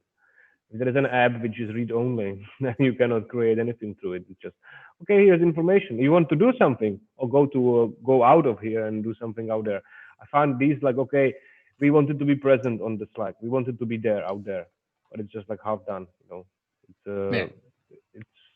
It's a pity because yes, somebody can tick the box marketing. Yes, we are part of part of Slack. Yes, you are, but halfway, you're still just not actually doing the job. And while it's not that difficult, that's the point. Recently, we had a hackathon. You were here actually, Colm, and I remember there was a group of students who came. On the beginning, they didn't know what is Git. They had no Git on their computer. And 2 hours later, they had a fully working bot, which was read and write on the command and opening model. So that just shows how actually it can be simple if you have a little bit of will and you are able to learn. Yeah, they had a lot of passion, that group. Yeah. there was no doubting their lack of knowledge was vastly made up for by their. And it was quite few of them, right? And they were just coming every 20 minutes came a new one. Yeah. I believe they were students from a local college. They probably swelled a free pizza, wafting out the door. Yeah, they're a good crew. You had mentioned a while ago security, and security is something you kind of always associate with large enterprises. And I know I don't know your customer list, so I won't name them. But Workstreams obviously has everything from small startups to large enterprises. Do you find the expectations of a Slack app are different the larger the customer gets, or is it? Do you find that you kind of build the same for everyone? We kind of build the same for everyone. We try to build the security in design. So we don't store somebody would argue that it is identifiable information. Your team ID and your user ID is identifiable. It partially is if you have the right valid token. You can always look up who the user is. So that we store the tokens in a different level of storage, in a different encryption, and it's separated from the rest of the other data. That means we try to secure it in a way. Any user who installed ever app can revoke any token at any time. By revoking the token, the owner of that token or the one who has a copy of it loses any access to that information. So that already makes it pretty strong. If you do not store any information about the people, you maybe store the content they create, you already make it really simple. Now, you mentioned whether it's different for a small or big. I would say it's different if you write if the expectations are different across the world. Within Europe, you might have a little bit higher expectations on where the data is hosted, how the data is protected, who has access to what. In the US, you get certain list of questions when the people are interested and they want to become your paying customer and they actually want to roll it out on a bigger level. Then they start asking a lot of questions. Who has access to our data? Are they US admins only? Can you make them US? Can you make it as to be US admins only? Can you achieve this and that? Can you do end-to-end encryption? Like, yeah, we can do end-to-end encryption, but it will not work through Slack because that's not end-to-end encrypted. So there is a lot of interesting ideas coming out of certain bigger clients, and I would say there's interesting thing that the bigger the client actually is, or the bigger the workspaces are, the more, at least it's my feeling, there is quite a lot of freedom on who can install what. So one big company with 3 letters, a lot of teams and a lot of people can install new apps and they try. while there is a lot of small companies within German area where you need admin permission to even try anything. And I think that shows a lot about having a security control in place is also part of responsibility of the platform, right? Yeah. Because and it is built in, so there is us, and there's been actually improved things. I've been creating one testing application for the migration of the granular board permissions, and I think until half a year ago, you still could create an application which had an event endpoint and the OAuth endpoint as localhost. You cannot have a localhost on HTTP anymore. And for the development purposes, it's valid, right? Yeah. You want to actually do it. It's just like it's your DNS which traces it. It's your local application, but by just disallowing that, you already cut off a big problem. Yeah. So the other thing what I would say where you are trying to actually move it a step further is the signature of the payload, which has been added maybe 2019 beginning or 2018, something like that. Yeah, early-ish 2019, I think. So before that, there was a token, which was like token verification, right? And that was then replaced by the enforced signature, which you didn't implement it, you wouldn't pass the review anymore. Yeah. So I think that the platform is helping in that to actually make sure that even the review makes sure that certain things are done at least to the basic security level, and then it comes down to what are your standards on how you write a code, where you store the data, who has access to what. Yeah. So we take our team actually, we have people who work in enterprises where you had to deal with security on a different level, and if you build applications which need to be secure and still highly available, once or twice, you learn from it, and it's actually not that difficult. Ideally, you don't want to know anything about your users. You need to know how to look them up, but the less you know, the better. Yeah. No, that's something you've spoken about a lot in the past. We've a couple of minutes left, so I'm going to try and wrap it up with one or two more questions. Of all the kind of stuff that that we've announced recently, announced recently or released recently or stuff, what's kind of getting the crew at Workstreams excited?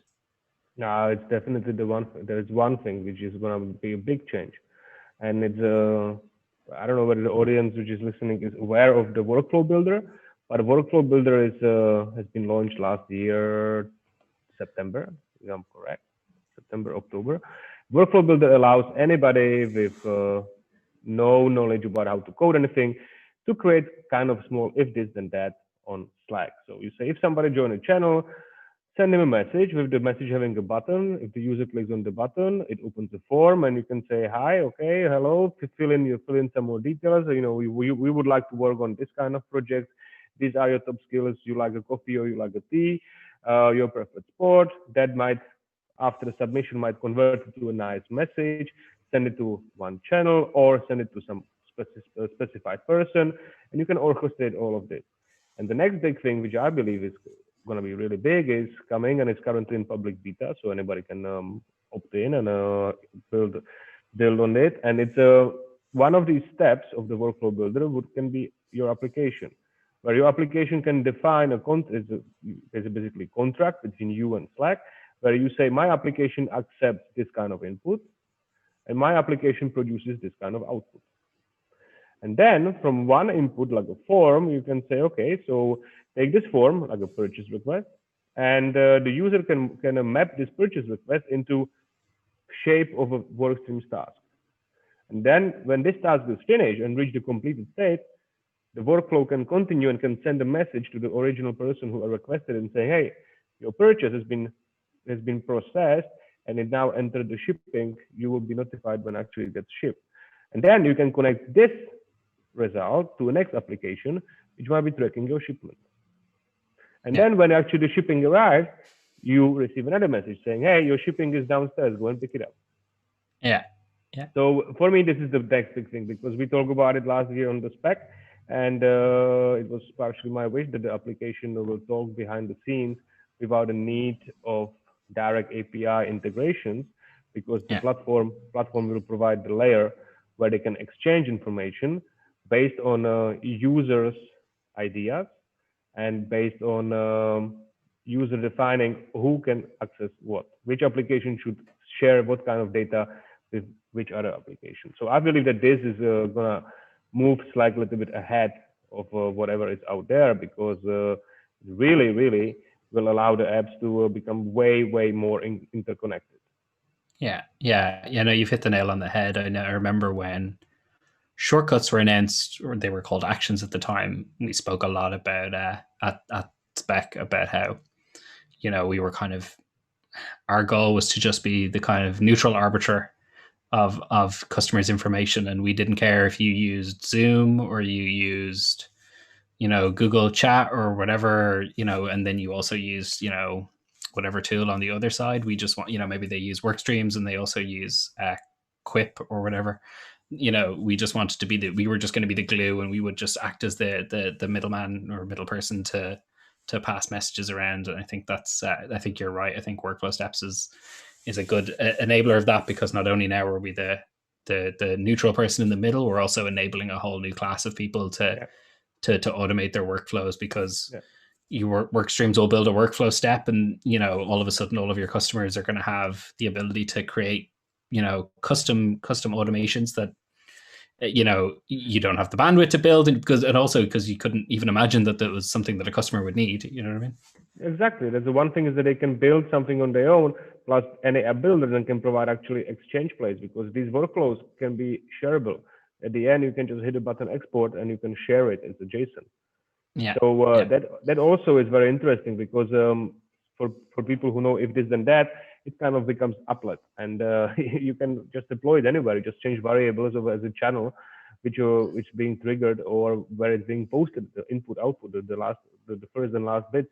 But it can become really powerful and open a way new ways of how the apps can interact. Recently, I talked to one guy from really large workspace of volunteers, and he was using Slack as a event bus, just to avoid paying for integrators of if this and that in Zapier style. Because there is integration to Slack which is free. It happens every 3 minutes. I can count on it. This system will flash every 3 minutes with all events to Slack. I parse the messages and I read them. I've seen that pattern. Maybe that goes back to the craziest apps we talked about at the start. It does the job, and it's reliable, and that's, I think, is something which it's actually beneficial for Slack. So now with this, it can become part of Workflow Builder.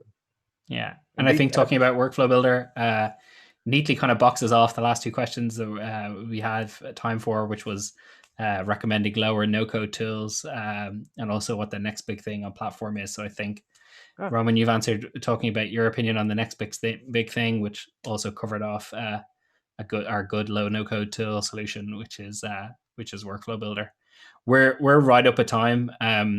So I'm going to pass the controls back to Stefan, but not before I've taken the opportunity to thank you, Roman, for taking some time to come and chat with folks, and for also everyone on the stream for taking the time to watch, whether you've been here with us for the whole day, watching Bear and V and myself, or whether you've just tuned in for the last little bit of the conversation with me and Roman.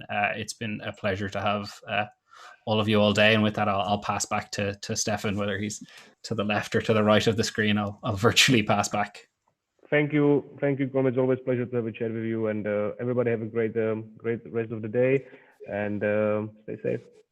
Yeah, Stefan, over to you.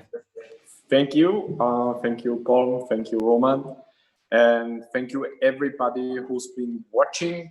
And I hope to install some of your apps. It doesn't have to be later today, like we heard.